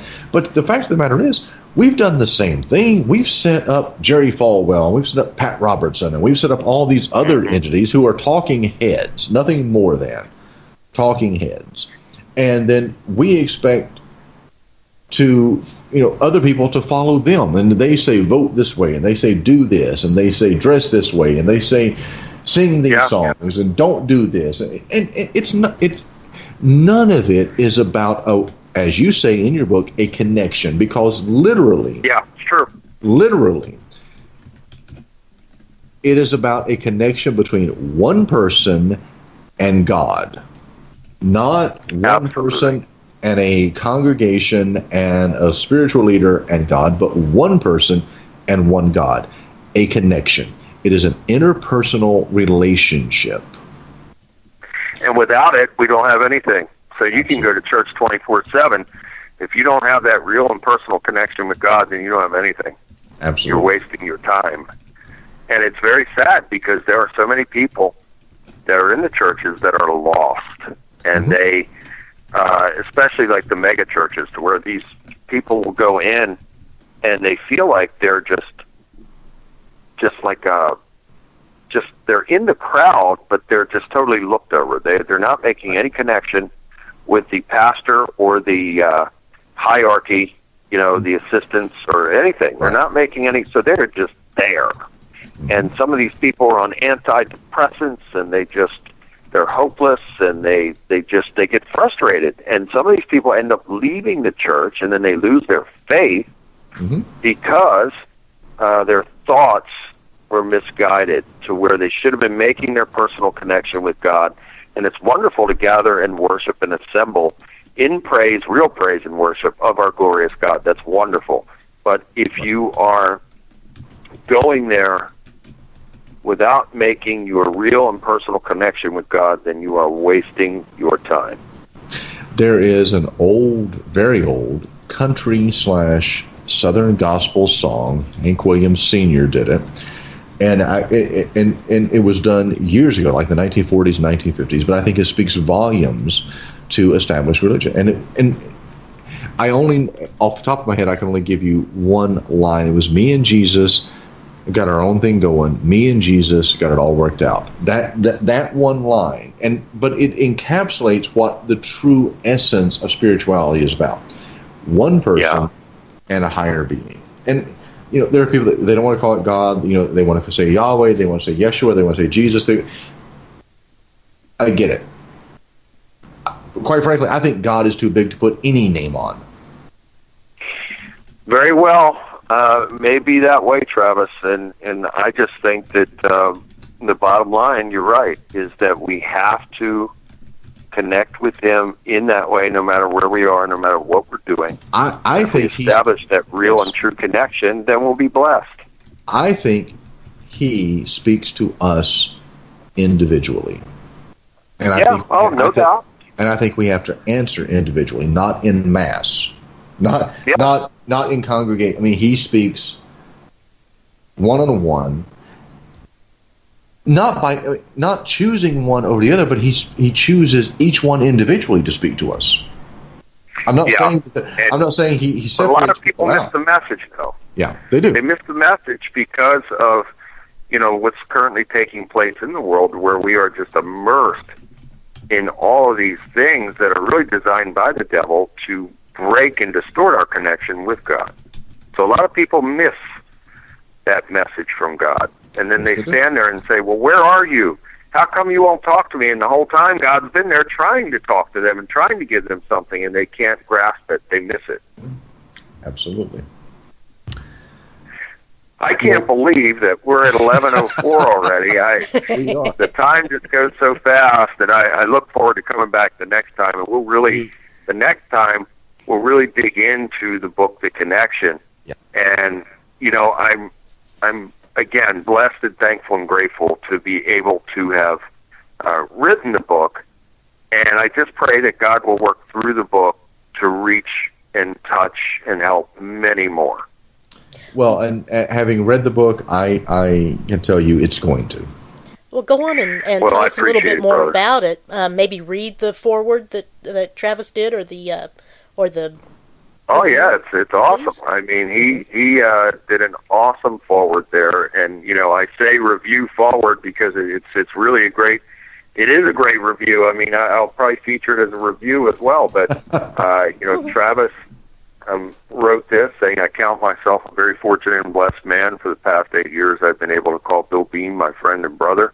He started as a client, and very quickly our relationship evolved to a more personal than professional level. Over the years, I've had talks, conversations, conferences with Bill, and have glimpsed different aspects of the life events that have made him the man and warrior that he is today. He is a man that is revered, respected, and loved by thousands of people the world over. He has assisted, saved countless lives and relationships as God has used him as a spiritual warrior and a deliverance minister. Bill's story of horrifying events during his early childhood are common knowledge among his followers and friends today. These events that terrorized, traumatized, and produced tragic ends for his mother and father could have, would have, and should have destroyed anyone, but not Bill. Where Bill's story of a haunting and demonic oppression differs from so many is that the events strengthened and emboldened Bill to become something more than a mere shell of a man and damaged by product. It instilled with Bill a need and a desire to form a connection with God and his fellow man. Bill has penned 3 books prior to the connection.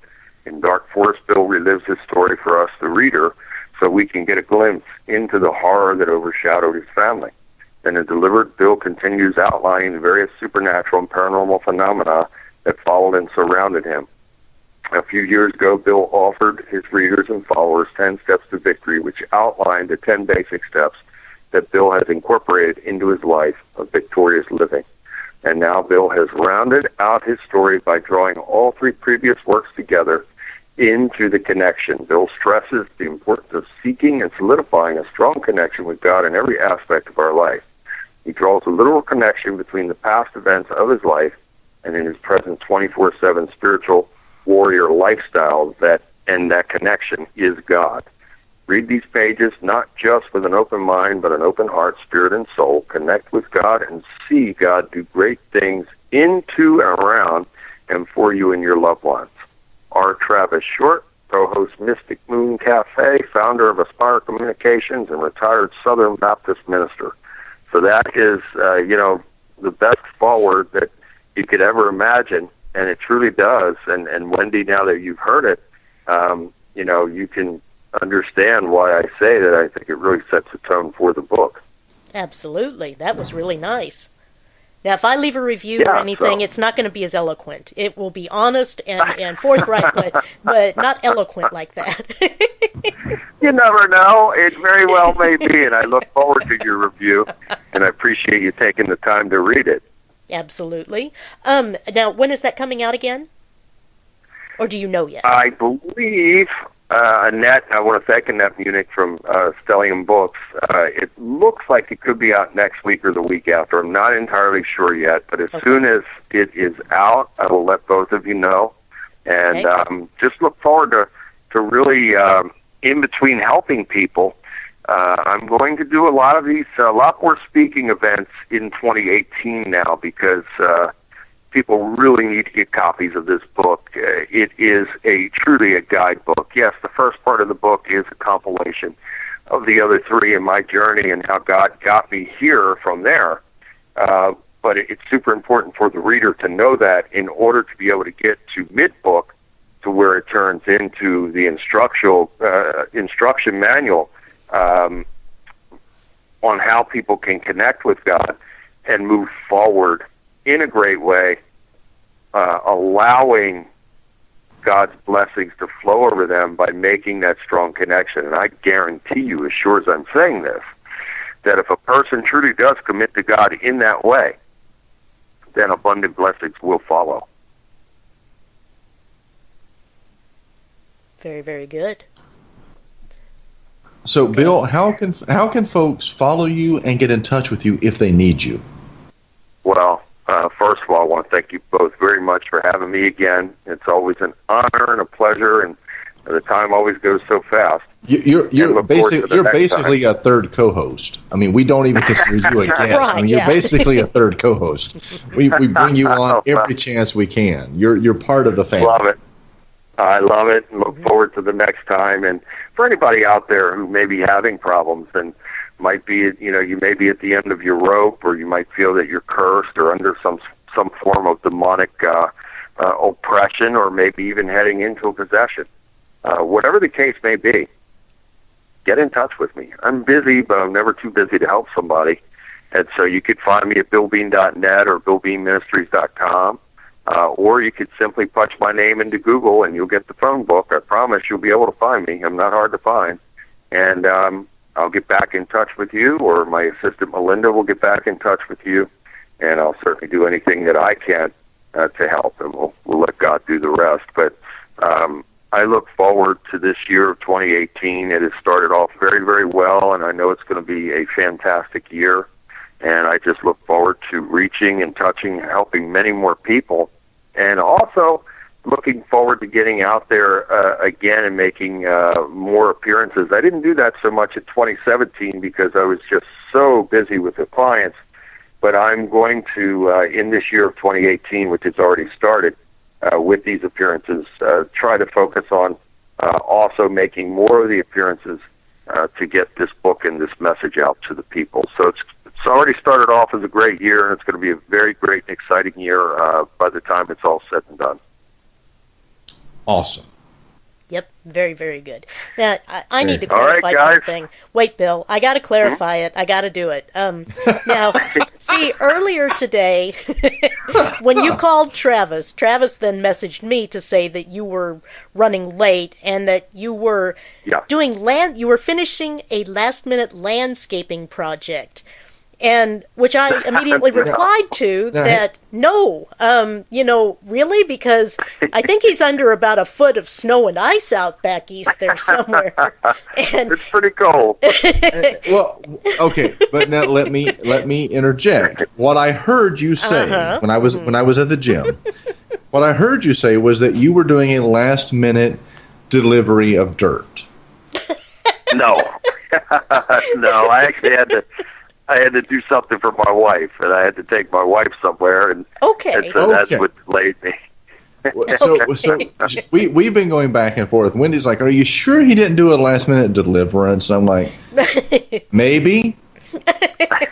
I said that would make more sense. Deliverance. I said, hey, yeah.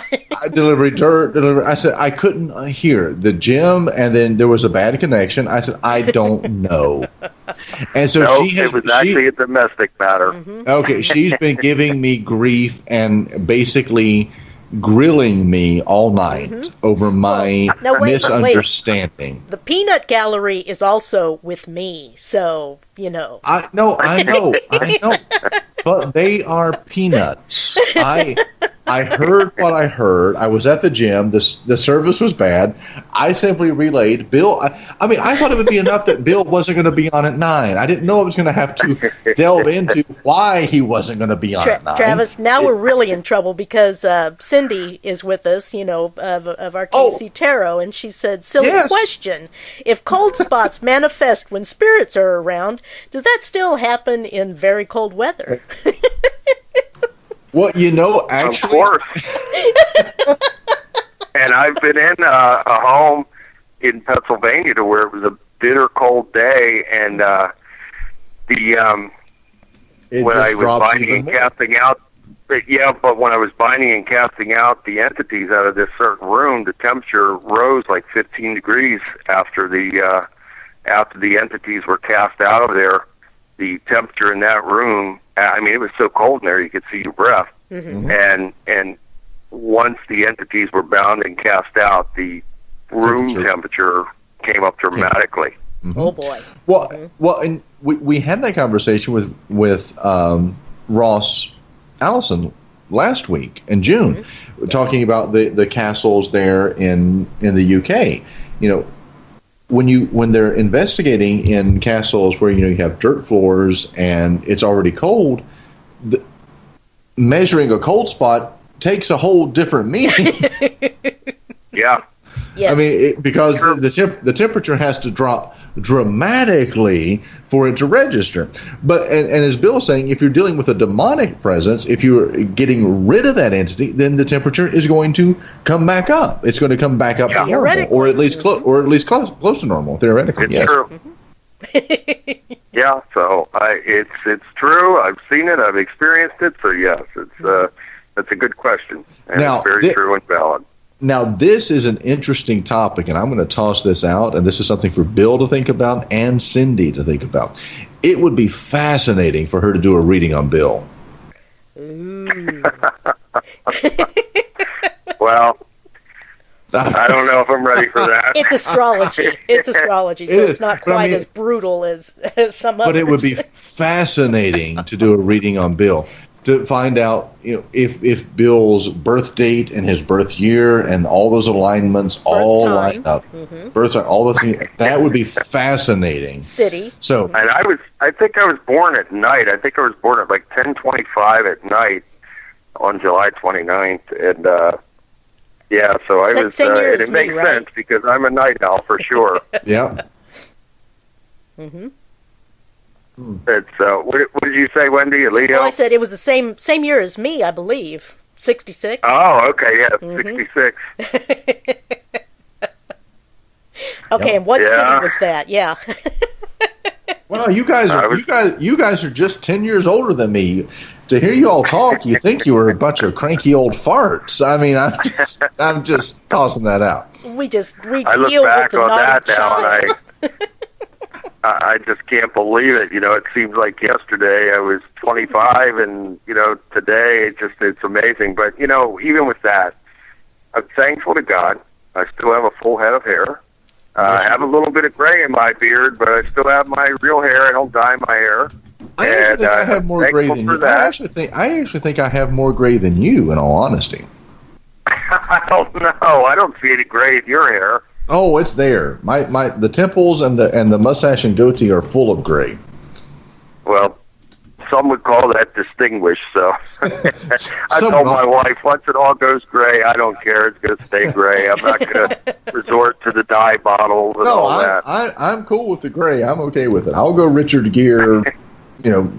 I mean, I'm fine with that. I'll go gray. It'll work. Yeah, that will definitely work. But I just think for me, I couldn't see myself putting on that hair dye to where it would look like I put shoe polish on my hair or something. I just couldn't. I couldn't go the shoe polish look. Yeah, it wouldn't be good. Wouldn't be good. I've seen some guys put that in their beards too, and it just looks like. Oh, it's bad. I mean, really, it looks like you have put shoe polish on your face. Yeah. Yep, it's bad. Very, very bad. So I'm thankful for God keeping me, and I try to keep myself in good shape. I work out all the time. I mean, but I love to eat. So it's always a battle there as well because I have a love of good food, that's for sure, and so it's always a battle with the waistline. Oh yeah. Well, they always say, that stuff will kill you, and I'm like, yeah, but we're all going to die anyway. And I'll at least die with a smile on my face. Yeah. That's inevitable. That's a day that's and a time that's going to come, and nothing's going to stop it. And so we just that's as much a part of life as life itself. So. Absolutely. So, Bill, as far as the book, you said maybe about a week before it's available. How can when it is available, how can folks buy it? Yeah, once it's available, it'll be available over my websites, but it'll also be available through Amazon.com, BarnesandNoble.com, Ingram.com. So there will be lots of different places that the book will be available to the public. And again, I sent out PDFs to probably, I don't know, maybe 100 people. Mm-hmm. Just people that are friends, and just to try and get some feedback. And I'm getting so many responses back saying, wow, this is awesome. This really is a good book. And I sent it out to a man that I used to work for as a driver and a bodyguard. And he has a publication business. Mm-hmm. That's what he does. And he sent it back, and he said, he's read all the other books. He said, I think this is your best one. And he said, I think this is really going to reach a lot of people. So praise God. It's been all positive feedback. And so I'm very, very happy, and I'm blessed, and I'm proud of it. And I thank God and praise God for inspiring me to write it. And it is a wonderful book. I encourage everyone, when it is available, order The Connection by Bill Bean. Yep, and we will put up links as it becomes available. Yes. Well, thank you so much, guys. I really appreciate it, and we'll talk soon and get another date set to come back on, and we'll really dig into this thing and the other things as well, because there's so many more things to talk about. I wanted to talk about this Sweet Jesus ice cream thing. Are you guys aware of that yet? I saw you sent me a post about it.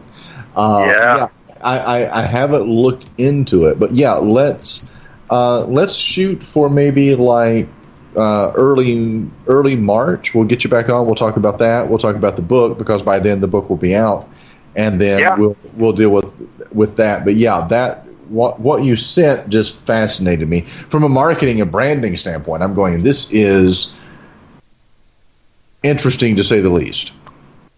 Well, they say controversy creates cash, so exactly. I don't think it could be much more controversial than what the early presentations of it are. And this company originates out of Canada, and the first location in the United States, interestingly enough, was here in Maryland at BWI Airport. And now the second location has just opened at the Mall of America in Minneapolis, and there's going to be other locations as well. So, we'll have to dig into that, some other topics the next time for sure. Absolutely. We'll have you back on. Like I said, I'll get with you after the show. We'll schedule you like the first or second week of March. Or Sounds great. Or all just right, get a hold of me on Facebook, Bill. You know how to do that. We're good with that. Either way, it'll work out one way or the other, and we'll do this again soon. So love and God bless you both. Thank you, looking forward to the next time, and thank everybody out there for listening in. Yep. Wendy. All right, guys. Have a good night. All right, you too, Bill. Thanks. Wendy, what are you taking us out with? I don't know. Which do you want? You want This Is Me by Keela Settle or A Little Wicked by Valerie Broussard? This Is Me. Okie dokie. Then, good night, everybody. We will be back next week. I don't know who we're having yet, but we'll have another fun and good guest. It's always fun. Thank you all in the chat room. It was fun and always enlivening of a show. Good night. Good night.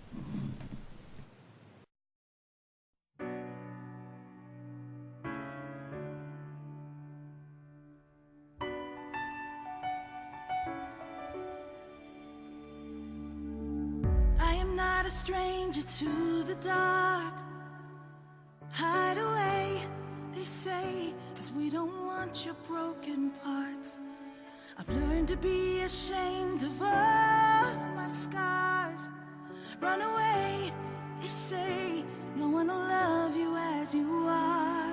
But I won't let them break me down to dust. I know that there's a place for us, for we are glorious.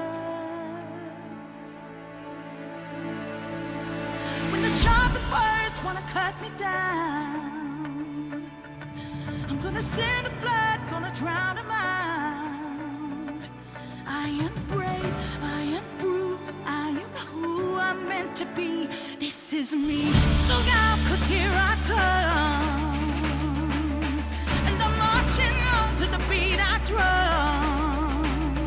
I'm not scared to be seen, I make no apologies. This is me.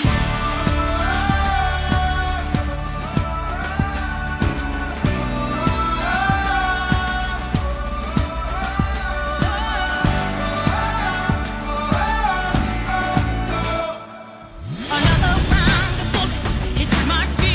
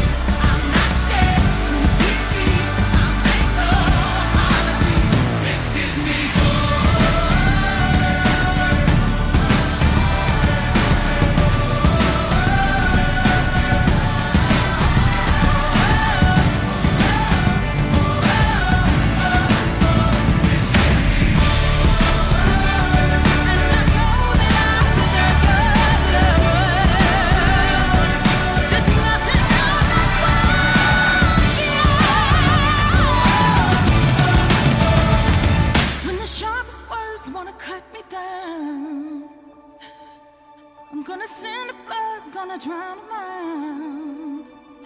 This is brave, this is bruised, this is who I'm meant to be. This is me.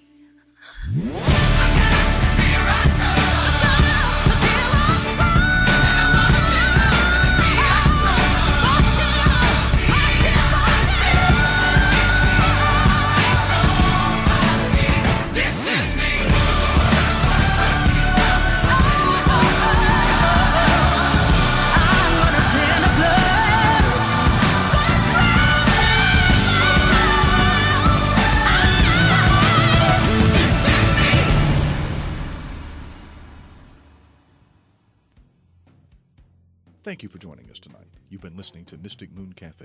Join us every Wednesday from 9 to 11 p.m. Eastern. Be sure to like us on Facebook and follow us on Twitter. On behalf of Wendy Schindler, this is Travis Short saying have a great rest of your week.